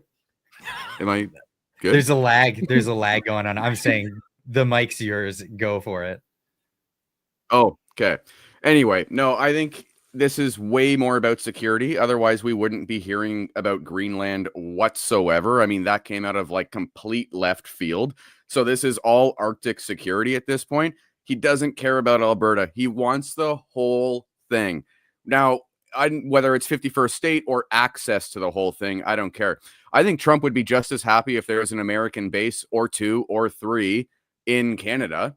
But I think it's going to come down to more something along those lines. Like, for people who think it'll be a one-off, like, oh, Alberta and Saskatchewan can go. You guys have tried. It's not going to happen. It's not going to happen. Quebec tried. It didn't happen. It's going to be an all for one or one for all type scenario where Trump, unfortunately, I think is crazy enough. I love the guy, but I think he's crazy enough to literally crush us before he gives up on whatever security goals that he has with the North. That's my gut. But I mean, he's not going to. What would be the point in having Alberta? Great oil. They already have Texas. There is no point. He wants to secure the North. He needs the North, period. So, like, I don't see it like this one off the Alberta delegation going down. Big thing. I think potash is a huge one because, all he keeps bringing up is security. Yeah. Resources he can buy because he can just tariff nations until he has the money to buy it. So it's irrelevant. Like, the resources are one thing. This guy seems to be all about the security. So, like, to me, this seems more like an agreement where NORAD expands like crazy. I don't know how that looks, but NORAD's going to expand a lot. But beyond that, I genuinely believe this is more a security issue. I think fentanyl is his way of saying, screw you, China, kind of thing. Like, we don't really, there's really not a lot of fentanyl going over the border to America compared to Mexico. No. Okay. It's really not that big of an issue. So when he brings it up, and he won't drop it either. The fentanyl from here is going to Europe. It's going to, this is the relationship that, Mark Carney wants. He wants us to sell more fentanyl to Europe. That's really where it's going. Australia, New Zealand, these places. That's what I mean. So these all feel like innuendos. Like, it's his way of saying, okay, I don't like you, China, because of the China virus. But now he's going after fentanyl, saying China needs to stop sending over drugs. No, it's not about the drugs. He doesn't care about the drugs. He really doesn't care about it. It's China. China's a problem. And he's trying to figure out his way to maneuver Putin. But Putin's also got a little bit tougher to deal with this time around. It's really unique. But, like, for anyone who thinks that this is all about drugs, crossing the border, that's completely foolish. He wants security. Yeah, that's it. You're bang on, Jasmin. Like, this is security, 100%. This is about North American security, and it benefits all of us too, which is, I think, is why it's so frustrating that there has been smear campaigns about him and just all this stuff to kind of like diminish, and you're not looking at the whole picture here, because all that, we are on the same continent, so that matters for all of us, and we should all take that very seriously. And what a damn shame that our government has prioritized sending $54 billion to Africa for who knows what, or sending, $30 million to the Taliban after they occupied Afghanistan for women's rights. Alrighty then. Like, it's what a damn shame that our government has prioritized that type of spending that, of course, is untraceable once it makes its way across. Then to prioritize us. But then they make the money clean here in Canada too. Like, this is a big thing that we do here. We through casinos. Like, why do we even have that loophole still open? Why do they allow it? It's crazy to me, like, that this has been going on for so long. All this drug money is going into real estate and going into casinos and going into Canadian banks, and they're laundering this money. And everyone seems fine with it. And anytime it gets brought up, it's just like, what? I don't know. What? Huh? Anyway, we're going to Europe. Mark Carney's going to Europe. Like, they don't want to talk about it at all. And it's they're avoiding it. And it's crazy. I like that Donald Trump is pushing harder. I just wish he would. I wish he would honestly just come right out and just say it straight up. Yeah, instead of beat around the bush and just be like, they're laundering tons of money through the country. It's the cartels are operating there. We've designated them terrorist organizations. We're right on the cusp of just entering the country to go get them. I'd love to see it get tough like that, because I want to see safety in Canada. I don't want to have, even if I'm leaving here, I don't want to leave my friends behind in a country where the cartels are running roughshod in the country. It's unbelievable. And when the RCMP are not making arrests, when they're busting these giant labs, you kidding me? Like lab after lab after lab, and you know who gets busted? Like, the janitor. You all get of a bail, sudden- you get bail, you all get bail. Well, they're not even busting the cartel members to even give them bail. It's crazy. That's a sad thing, man. And not to mention for, people, oh, Donald Trump's this, that, everything else. We got to stand strong. Canada first, whatever the hell. Like, it's all a joke. But why haven't we taken action on the drugs on the border until the president of the United States tells us to? Okay, that alone should just tell people how much power our leaders have. The fact that our leaders can't do anything about what Trump says except call out Trump shows that they know the exact position we're in, and they're just not telling us. They have no legs to stand on. If Donald Trump wants an apple, we're going to give him an apple because we don't really have a choice in the matter. It's hilarious. But thank God for Donald Trump, because now we have a fentanyl czar who's doing nothing and a bunch of helicopters on our border, all good. And we bust drug labs with no arrests. It's the classic Canadian way. We're efficiently inefficient. It's classic. It never stops here. It never ceases to amaze me either how we just waste every golden opportunity nonstop. Donald Trump, thank God for him for putting our feet to the fire. Another super chat from Kerr Diaz for $100. Pretty generous one right there. Says, glad you all have opened your eyes, waited for US to wake up for 10 years. Get WEF out of our Canada. USA loves Canada. We wouldn't hurt you like EU or China. That's right. That's right. This is honestly, it's on purpose. All of this stuff is on purpose. It's like Sri Lanka. We saw what happened in Sri Lanka. The World Economic Forum, they moved in. They said, oh, change some of your strategies here and there. They propped up this crony capitalist government there and convinced the people they needed an entirely new port. They had a port. It was fine. It was a totally fine port. But they're like, no. You need this new state-of-the-art port. You only have to borrow all this money from China to get the port put in. And then they convinced them that fertilizers need to go.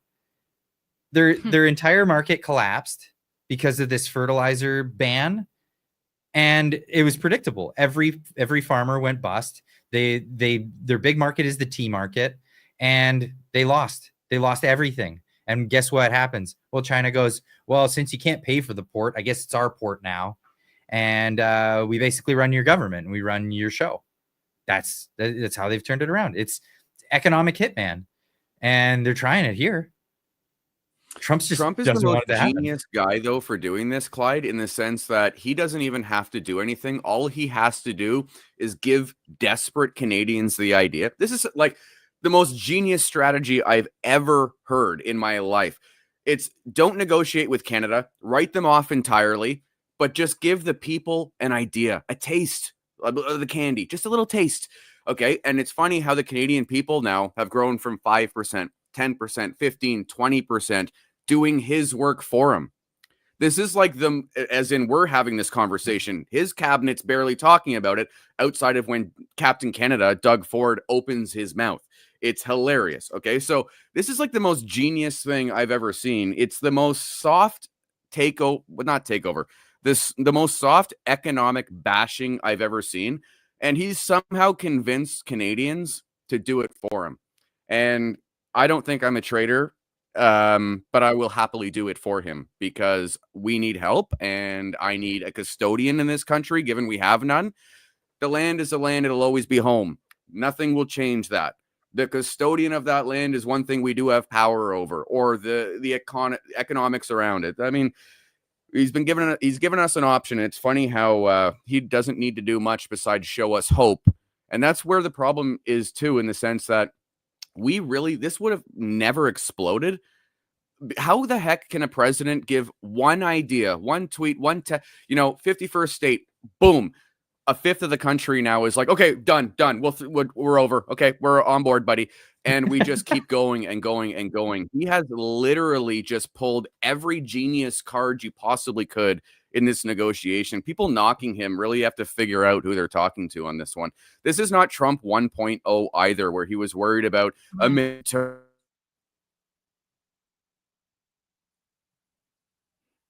Where he was worried about a monster?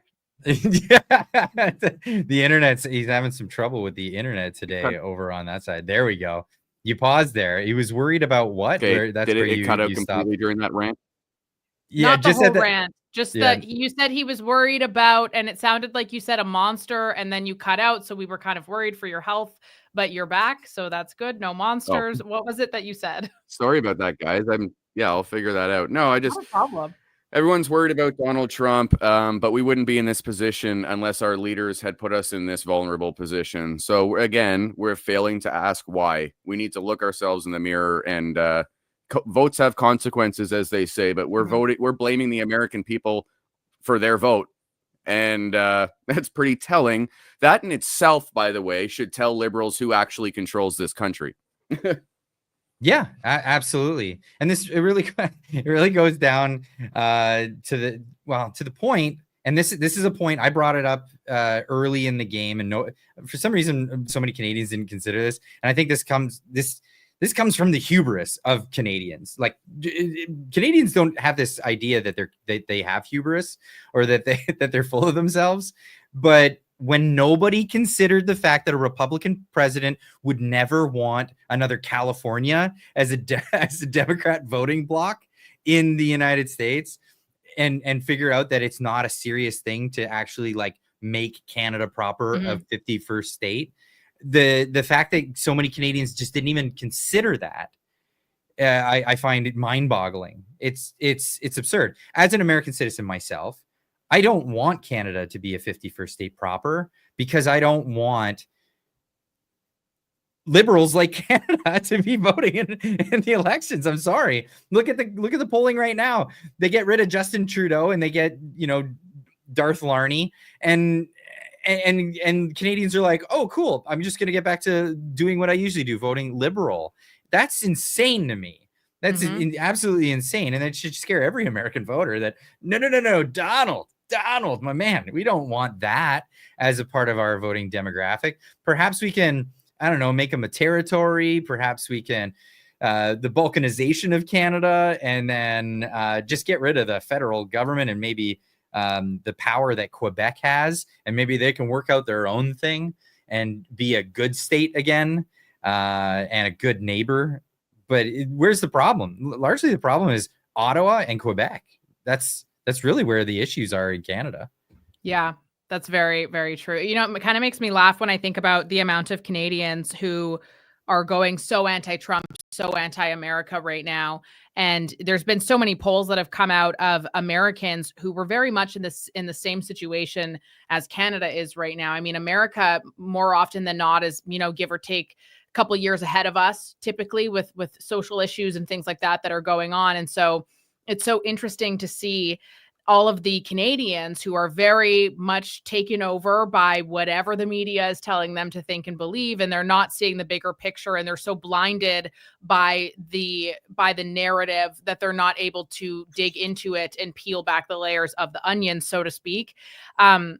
But you have like 5 years ago in the US, the public opinion polling for how the country was doing, the direction it was going in, was sitting at 12 to 15% on average, whereas now it's sitting at 42+% on average. And it just really goes to show you Canadians here who are thinking, oh, Trump's the worst, the big bad monster guy. And it's like, well, no, actually, people think that what you're experiencing here in Canada is the worst, and like it's terrible, and it destroyed them, and they wanted to be free from it, and they love what he's doing right now. And I also think that it's kind of interesting to witness to both of your points a little bit earlier, the amount of people who are just so unbelievably brainwashed by the talking points of the media. It is just absurd.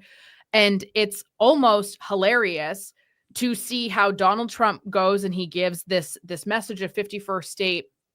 Now, what a reasonable country with strength and unity would have done in that situation would have probably been to laugh it off and to be like, get wrecked, that's ridiculous, and to not really give it much attention.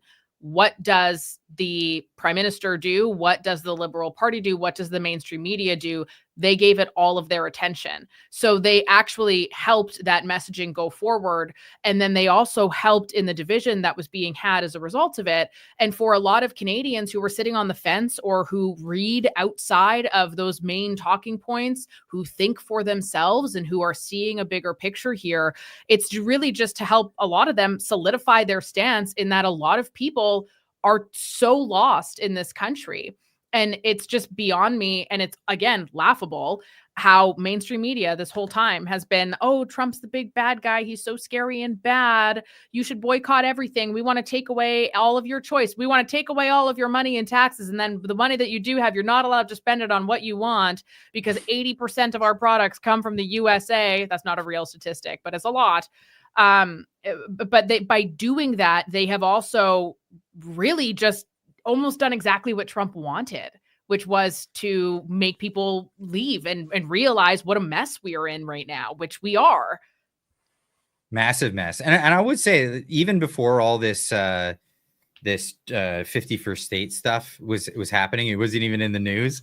I was already saying that probably the best method forward for Canada would be the balkanization of Canada, like actually breaking Canada up and then coming back together on some sort of union or arrangement or whatever, but let the provinces be their own entities. Because isn't it funny, Clyde, how people who contribute to society actually have that feeling?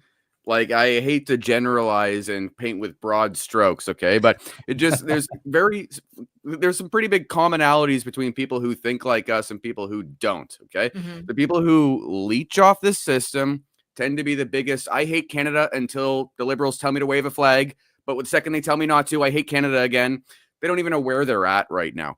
It's only really the contributors, and in my opinion, it happened in 2022, but it's the contributors who are having the biggest problem right now. And it's, we're leaving, or we want to leave. Whether some of us are successful or not is another story. I'm going to do everything in my soul. I know Clyde's going to do everything in his power to go. I don't know about Jasmin, but I know she's pro-America. I mean, it's been on my 5-year plan for the last 15 years or so. So yeah, right. That's the thing. Everyone who contributes is like, okay, I think it'd be about time for me to get down there and keep every one of us right now has a city that they would go to in America right now. That's how like deep this thought process has gone for a lot of people. Corpus Christi, Texas. I've already planned a whole life. There's a picket fence. I got 4 kids down there. Like literally, people are planning stuff already. Okay, like it's just funny. And I hate to paint with broad strokes. Grapevine, Texas. So I'll see you. You're not too far away. There you go. Cedar Park.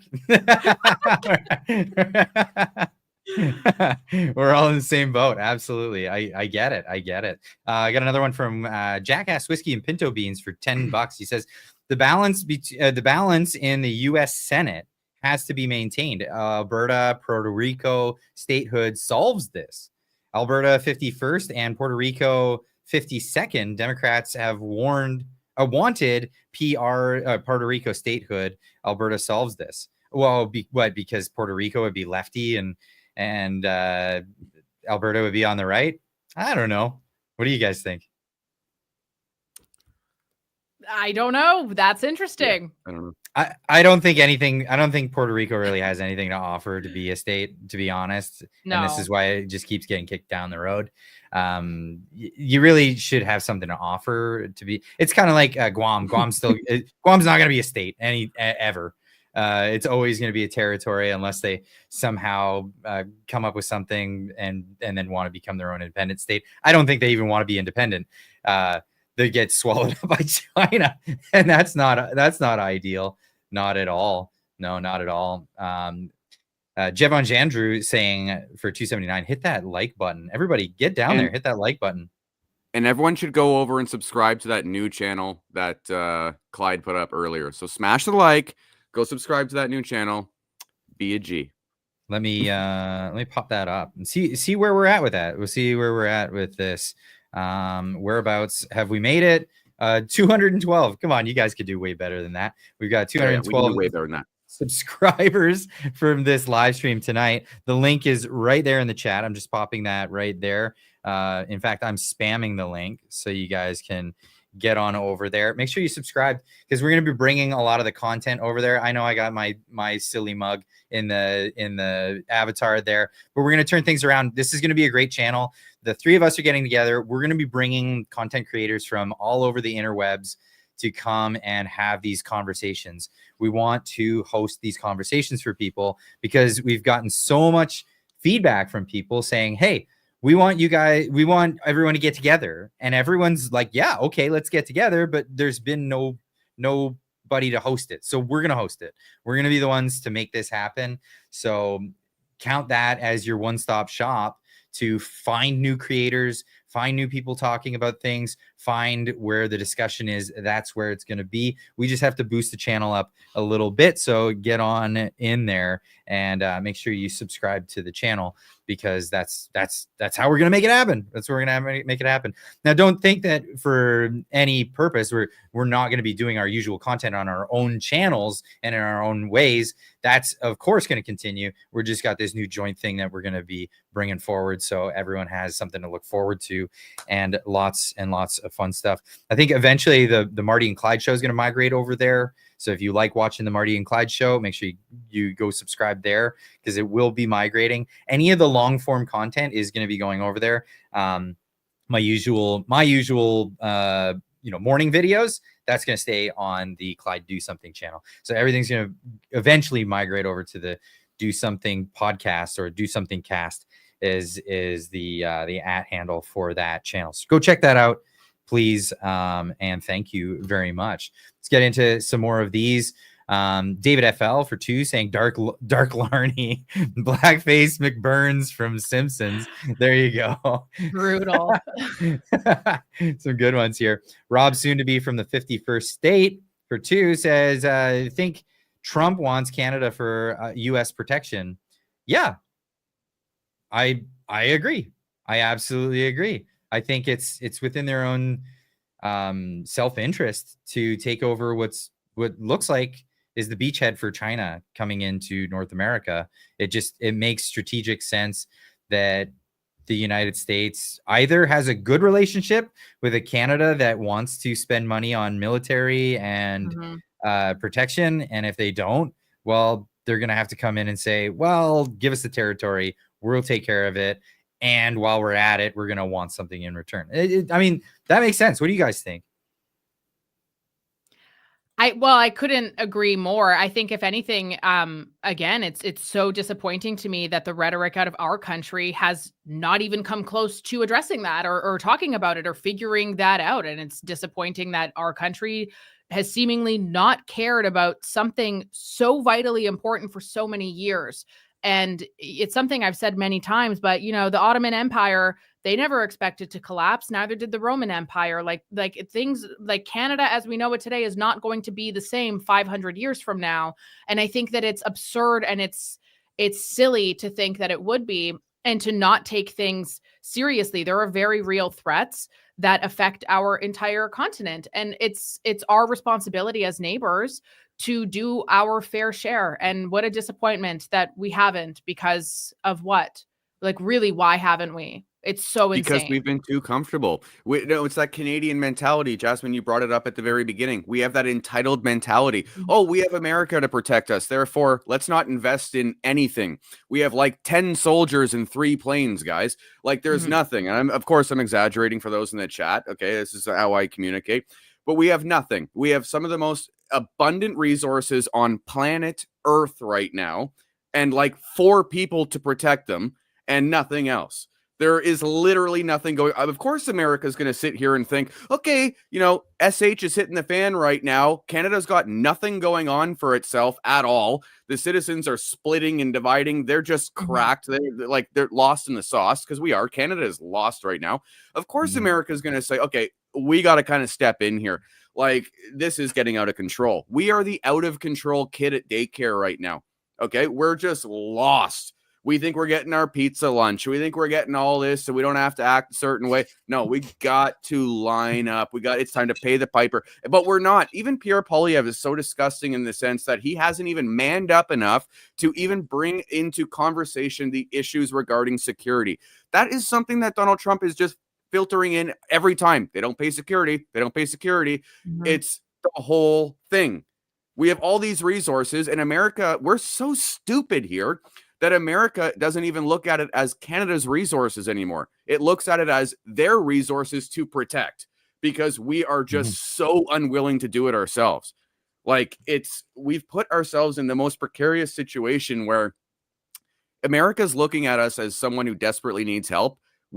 A portion of the population can't seem to understand what's actually going on and that we're bankrupted. Meanwhile, their grandkids can't afford a chicken at the grocery store. Be careful. We have the best debt to GDP ratio in the G7, guys. you need to twitch more when you say it. Like, I need to dye my hair blue just so I can say that. I'm sorry, I screwed up this whole scene. I was thinking of Krista Freeland when she says that stuff. Because she's just twitching all over the place. But yeah, no, that's insane. Sorry to cut you off. I couldn't. It was funny. I couldn't help it. Perfect timing. Absolute perfect timing. Scotty with a $2 super chat saying nothing, but thank you so much, Scotty. We also have Marie Perrin with a $5 super chat saying Carney wants to open up our real estate to China even more than it already is. This can't keep up. No, it can't. If we can't buy Chinese real estate, why can they buy our real estate? It needs to be reciprocal. Everything needs to be reciprocal. And this is Don't you love that word lately? Reciprocal. I love it. It needs reciprocity. Yeah, reciprocity. It's a thing. And that was a fun thing for a Canadian politician to say until Donald Trump started saying reciprocal. Because then they were like, oh crap. Oh yeah, we got these bad deals all over the place for other countries. I mean, I have to keep reminding people that it's not just America, that the British walked away from the negotiation table a year and a bit ago in January of 2024. They walked away because we wouldn't budge on cheese. They said, you're not serious. You're not serious. Like, come back to the table when you've put your big boy pants on. And that was it. It's ridiculous. So it's not just Trump that thinks this. It's every other trading partner. They think that we're off the chains, lost it. We're off the chains, man. We're off I love the way you said that. We're off the chains. Totally. Heather Marie with a $6.99 super chat. Get rid of 100% all tariffs, no exceptions, but the U.S. pays market price first oil. Sure. Yeah. Well, I mean, the U.S. is going to buy cheaper oil from us because we don't have pipelines. I mean, I hate to break it to you. That's like until we can sell to other people, they're gonna tell us what the price is, and that's just the way it's gonna be. So yeah, get on building the pipelines, and then Canadian oil producers will get more money for their crude, or build refineries so we can make final products. I mean, there's all these things. That will never happen. No, it's not gonna. One just got canceled in what was it? Kitimat? We literally have in British Columbia. We have Mark Carney and we have Stephen Guilbeault. It's never happening. No, not while they're there. And will it happen with Pierre Poilievre? I don't know. I want to see Pierre be the tough guy that we need. I would like that to be the case. How funny is it that Mark Carney, he goes and says one thing, then says another about pipelines, and then during his when he accepted, not accepted, I guess when he gave his acceptance speech, when he was officially crowned as Supreme Leader Carney of Canada, that he then goes and says, oh yeah, we're going to build pipelines. And then he assigns Guilbeault as the deputy in chief of Quebec. Okay, great. We're absolutely never getting pipelines. We're never getting a pipeline. At least not that direction. It's not going east. It's not going east. But you know what would solve the problem? I don't know. Maybe if Alberta was a state, then it would be no problem because it would just go forget that. Okay, honestly, forget that. We need a leader who just says, like, the whole country to be a state. I'm on your side, but like, forget the Alberta thing. My point though is, like, realistically, someone's got to come in here and say that if Quebec wants equalization payments, there's a pipeline. No pipeline, no equalization payments from Alberta. Like, someone's got to slap that kid in the bum for a second and be like, you're acting up. It's annoying, and it's time for you to shut it because the rest of the country's had enough of you. And we've had enough for like 25, 30 years. Like, it's over right now. No, like, I can't express enough how much Quebec needs to get out of its own damn way right now. And if they want one more red penny from Alberta, they need to let that pipeline go through. Otherwise, they need to close their face holes. Like, really, like, it's gotten to that point. I've always thought that Quebec would be a better neighbor than a partner. Always. I've always felt this way because, you know, the transfer payments are a reason why Quebec doesn't take any of their resources out of the ground.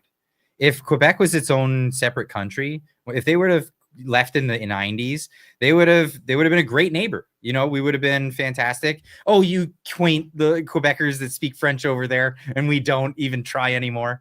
But you know what? It's nice having you next door because you got a bunch of resources and we can sell stuff back and forth. I'm a big fan of trade. And I think that in these, we've got a dysfunctional relationship, and sorry, Canada, like, need a divorce. I mean, I felt this way for a long time, and this isn't to cut, because a lot of people would say, you know, Quebec should leave and they're going to do terribly. No, I think they would do fine. I think they would do actually really good. They have every opportunity to. Absolutely. So I hope for them the best. But just to do it on your own. Absolutely.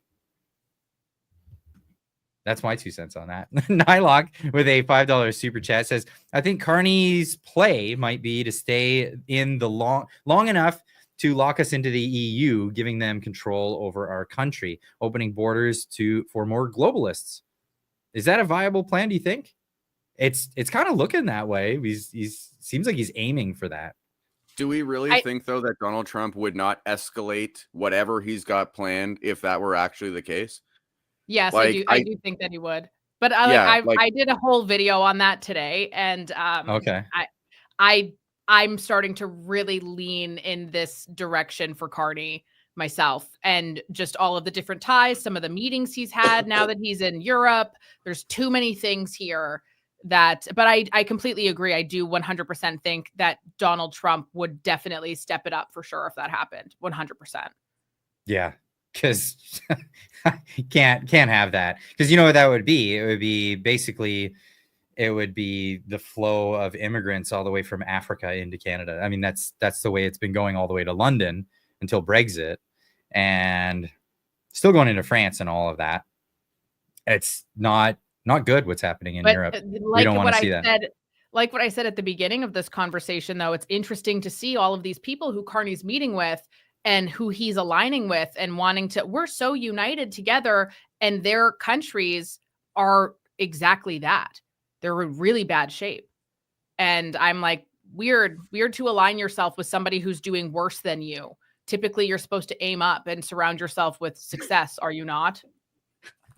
There's some joke about his choice in marriage, but I mean, I'm not going to go there. That one. Daniel Fung with a $5 super chat says, I guess we need more competitive market in telecom sector for better service. Yeah. There's no competition in the telecom market. I get where your joke is coming from. Yeah, open it up to the United States, and you'll see a whole world of change. In my estimate, I think that would be great, because I'd like to have a cell phone that doesn't cost a crazy amount of money. I'd like to have cheaper internet. That would be fantastic. We could bring this show to you for such a more reasonable price than we currently do. Well, at least while we're in this 51st state of Canada, as it is. Diane Sylvain with a $20 super chat says, to all, what do you see unfolding in Canada if Pierre wins the majority? I love Trump, by the way, I have since 2016 as a Canadian. USA is at war with China. I agree. The Arctic is a key security issue for Trump. So yeah, what do you think? Anyone going to jump on that one? Rock, paper, scissors for who answers first? I think I already gave a large answer to this. I think that if Pierre gets in, it's as it stands with what he says, I think it's not going to be Trump. It's not going to be Milei. It's not going to be what's required. I don't think we're going to see perp walks with white collar criminals in Canada. We're not going to see perp walks with, busting corrupt RCMP, corrupt CBSA, all the things that do need to happen. That I just don't envision that under a Pierre Poilievre. What do you guys think? I mean, perhaps we could have that. I think that the Conservatives have been in dangerous territory, a lot of that due to the changing social landscape. So in order to be socially acceptable, the Conservatives then had to move to more of a center position. And now you have the Liberals saying, oh, we want to go back to the center. So now the Conservative, what do you do now? You abandoned a lot of those conservative values that you should have been conserving in order to be likable and have more public opinion and win more voters. So what do you do now that your party has started to shift more to the center? I like to believe that should they win a majority, they still have the Senate to deal with. That'll be difficult. But I would like to think that there could be some decent changes. I certainly think he would have a far better relationship with Donald Trump than, than anybody on the Liberal Party could. So that is perhaps a little positive. I think as a whole, I obviously hope that Conservatives do win. I hope they win by a landslide. That would be ideal. And I think that there would be some very real changes in our country that we would start to notice with the way that they've been talking these days. I don't know how significant those would be or how fast we would feel them. Because I do feel like in this country, it's like almost all political parties right now are pretty well saying the same thing. And they weren't always, but they have been lately. And so it's kind of hard to, it's hard to know exactly where the values actually lie or if it's just a political strategy at this point. Yeah, I don't know. That didn't answer your question at all, but that was my answer. But that kind of went into a question that I before the podcast we were talking about. At least Ryan and I were talking about, and it was this idea of, well, who, at the end of the day, who are the choices for Canada? The choices are Mark Carney, Pierre Poilievre, and Donald Trump. Mm-hmm. And it's become that because Donald Trump is hitting a lot of the issues that Carney and Pierre won't touch. The third rails of politics in Canada. They're not touching. Which is fascinating too, because, even if you just look at polling and statistics and whatnot, a lot of those issues are like a 2-1 no-brainer win. So I don't understand why they aren't being discussed, because like almost all of them are a 2-1. Like just do it.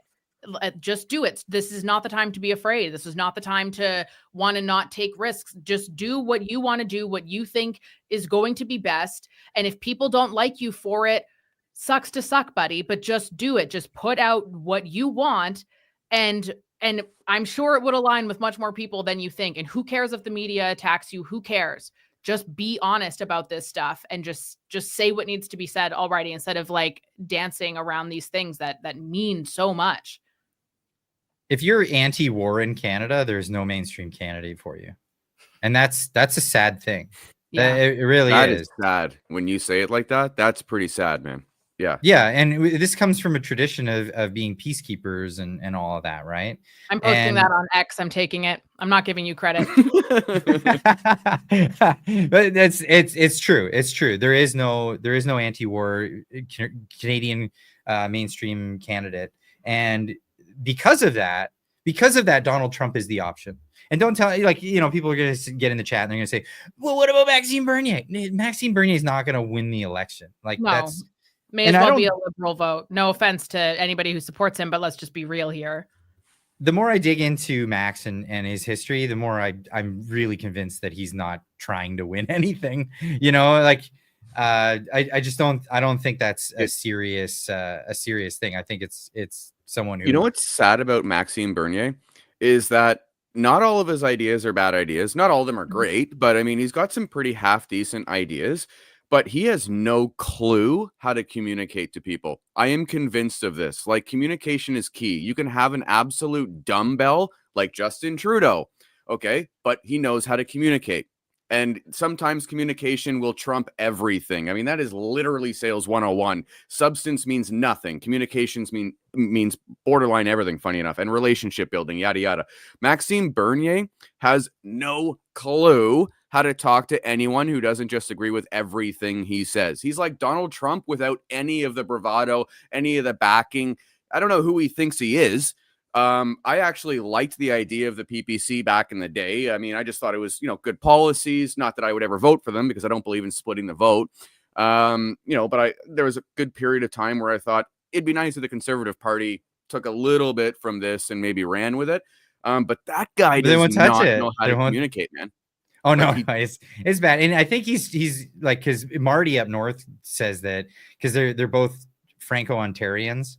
And Marty's like, I don't talk like that. He's hamming up the accent, and it might be for like, no, he actually believes that. I don't know, because I don't know. I'm not French, but it might be like hamming it up because that's what a politician sounds like in Canada, kind of thing. I don't know. It seems like a big game. It seems like a big game on that. Well, I can tell you what this is. Maxime Bernier is concerned with Maxime Bernier right now, okay? He's got a lot of great ideas, a lot of really garbage ideas, but he's concerned with putting money into his bank account, okay? Like, that's it. None of the PPC candidates are serious. I hate to say it. God bless their souls, but they're just not serious people. I know a few that are, but I'm generalizing though, Clyde. I'm totally generalizing. Like I said, I mean, I was big time kind of in favor of it when it first came out, but they have no ability to communicate a genuine message or to go out there and do the footwork. Like it's hard for me to take them seriously when they don't act serious ever.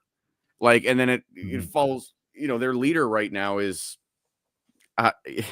they don't have a constitution because Max won't bring in a constitution. He's taking advantage of all of the donors, in my opinion, completely. He's funding his own paycheck, and it's, in my opinion. But and he's about as like Laurentian elite as it comes, Literally. It is. This is funny when you know the actual history about the thing. Jackass Whiskey and Pinto Beans for 5 says, Clyde, you don't understand the dynamics. Puerto Rico statehood is a long-standing Democrat issue. Yeah, and it's a Democrat issue, not a realistic issue. In my estimate, anyway. That's a non-starter. Yeah. Jimbo Bananas, because it's a Democrat issue because it's a voting block for the Dems. That's the thing. Jimbo Bananas for $5 says, excellent discussion tonight. Very impressed with the three of you. Keep up the good work. Well, make sure you're subscribed to the channel. It's not this channel, it's the new channel that's coming up. Link is in the chat right there. I'm spamming it as I speak because you got to get over there because we're gonna hype up that channel, and then that will be the place where the podcast and the long form content takes place. Get on over there, get the subscribe numbers up so we can get that stuff happening as soon as possible. There's going to be lots of stuff coming down the pipe with that new channel, I'm pretty certain, right? I mean, we're going to every reason to go subscribe right now, folks. Honest to gosh, there's going to be Jasmin shows, Ryan shows, Clyde shows. There's going to be interviews with tons of people. It's going to be where it's at.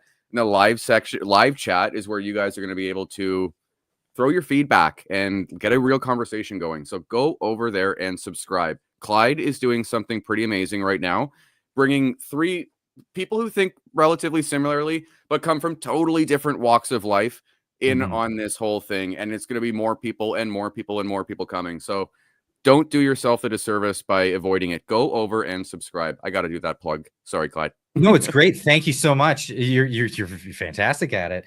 So yeah, this is the idea. And we're going to bring in, and the best part is it's not just going to be people who agree. We want to bring in people who disagree. We want to bring in people from the other side of the aisle. We just want to make an environment that makes it like possible. And that's why we're doing what we're doing. And we're putting a lot of work into this. You guys are going to really like what's coming up.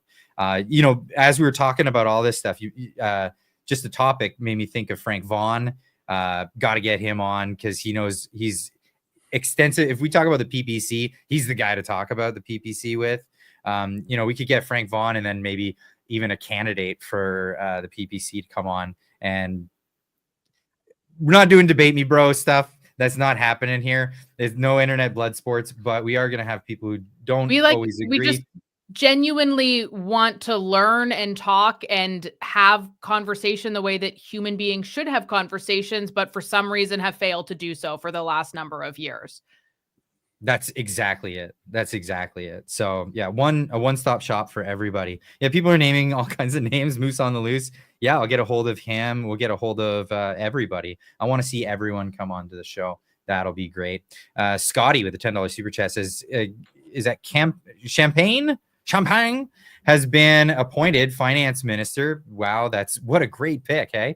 The CPP will soon become privately managed. The Canadian pension plan, right? And that's what Mark Carney's going to manage it with Champagne.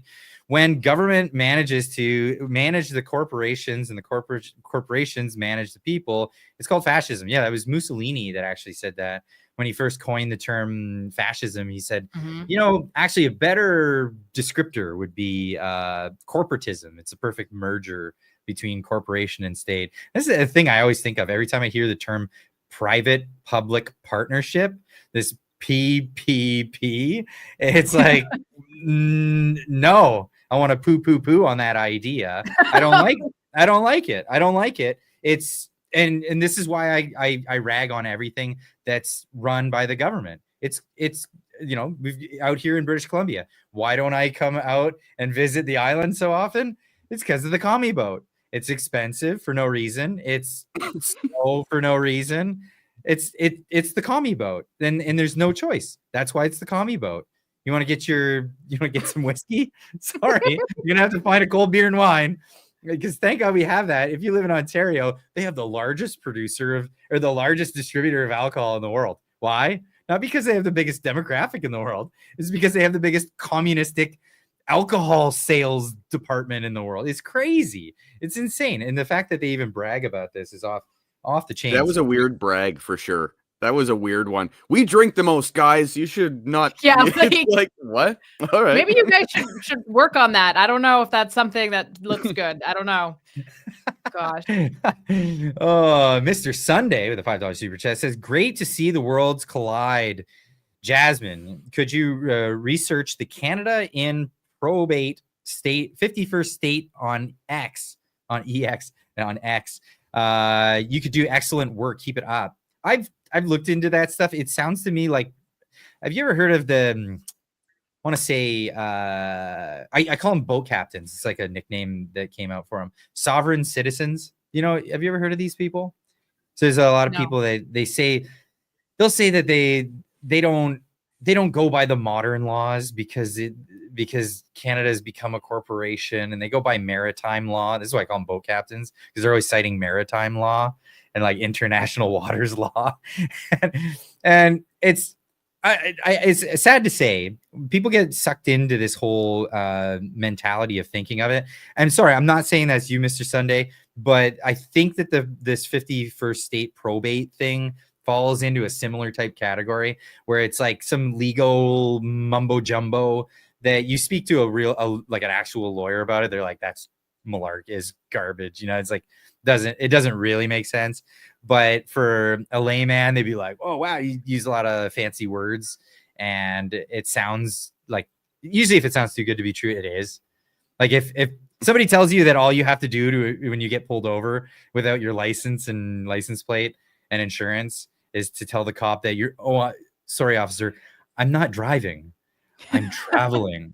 Right? Then it's like, you're getting hoodwinked. You're totally. I actually I've gotten quite a few requests to do a bit of a deep dive on that, so I am familiar with it. Not to the point where I'm ready to fully talk about it or give my opinions yet, but I am inclined to lean towards everything you just said. Okay. So. Yeah, just keep that in mind. If it sounds too good to be true, it usually probably is. And I have some bad news, by the way. What? Well, it's late AF here because I'm 2 hours ahead of you. So I was going to say, if it's cool with you guys, if I can dip out, or if we're super chats, and then we're gonna wrap it up. Oh no, I did the thing I wasn't supposed to do. No, what's that? It was quick. I don't think anyone saw it. I didn't see it. It's okay. Nothing happened, bud. Nothing happened. Oh, did you? Did you point at the stars with all four fingers? It's a habit. I'm sorry. I am a woman of Christ. I'm sorry. Oh, that's way too funny. Here we go. Okay, just a couple of last ones, and then we'll bring this one to a close. Nylox with $5. Nylock with $5 says it's possible with the way the EU has been acting that Canada becomes the new Ukraine and Trump USA become the new Russia. Ooh, setting the West on fire thing. That's a bit of a stretch. It took the Ukraine a long time to get to where they were. True. In my estimate there. We also have Kurt Diaz with a $10 super chat saying Apple eating Pierre was awesome. Now he's trying to be anti-Trump, no longer awesome. Yeah, I think his PR team got a hold of him. I call him PR Polyev. It's like the Dr. Jekyll and Mr. Hyde, right? So you got Pierre and PR. Which one do we have today? Ottawa got a hold of him. Yeah. The slick haircut, lost the glasses. Even after he lost the glasses, he still was Pierre, but then something happened recently and it's PR Polyev. So I'd like to see Pierre come back because I think Pierre would do a lot of good things. So Pierre, come on back. Come on back. I think you'll win the election if you are strong and you are just yourself. Glided Finch with a $2 super chat. Love the convo, subbed to the new podcast. Thank you so much. Everyone get over there and make sure you're subscribed. The link is in the chat right now. Watch those fingers. Yeah. That's the thing. And Mr. Sunday with the last one for 2 says, love the convo, sub to the new podcast. Same thing. Just saying it twice. So I want to say thank you guys both for coming out. We're going to do a lot more of these moving forward, and it's going to be a lot of fun. We'll see how it all evolves because there's going to be some different scheduling, different stuff, but we're going to make sure that when we land on something concrete, it'll be scheduled. You'll know when to expect it. And it'll be just like, the Marty and Clyde show is always on Wednesdays at 6:30 Pacific. It'll be like all the shows. We'll make sure that there's a schedule right on the main page of the channel, as well as videos from all the content creators that are working with us. That'll all be on the main page. So it'll be like a one-stop shop. Make sure, like, if you have to, make it your book page, your bookmark or your home page, because that's where a lot of stuff is going to be moving forward. So looking forward to how this all goes in the future. Jasmin, Laine, thank you so much for joining me tonight. And Ryan Hemsley, man with the balls to say it on CTV. And holy cow. I was actually pleasantly surprised. We didn't get into too much of the dirty on like the history of all that kind of BS. By that. Now okay, we can always do it another episode if we wanted, but okay, we're gonna do it again then. We'll count me in. If I'll have you on my show at some point soon, and we can deep dive into it. Deep dive it. All right, sweet. All right, thanks everybody for coming out tonight, and we'll see you all in the next one. Keep on trekking.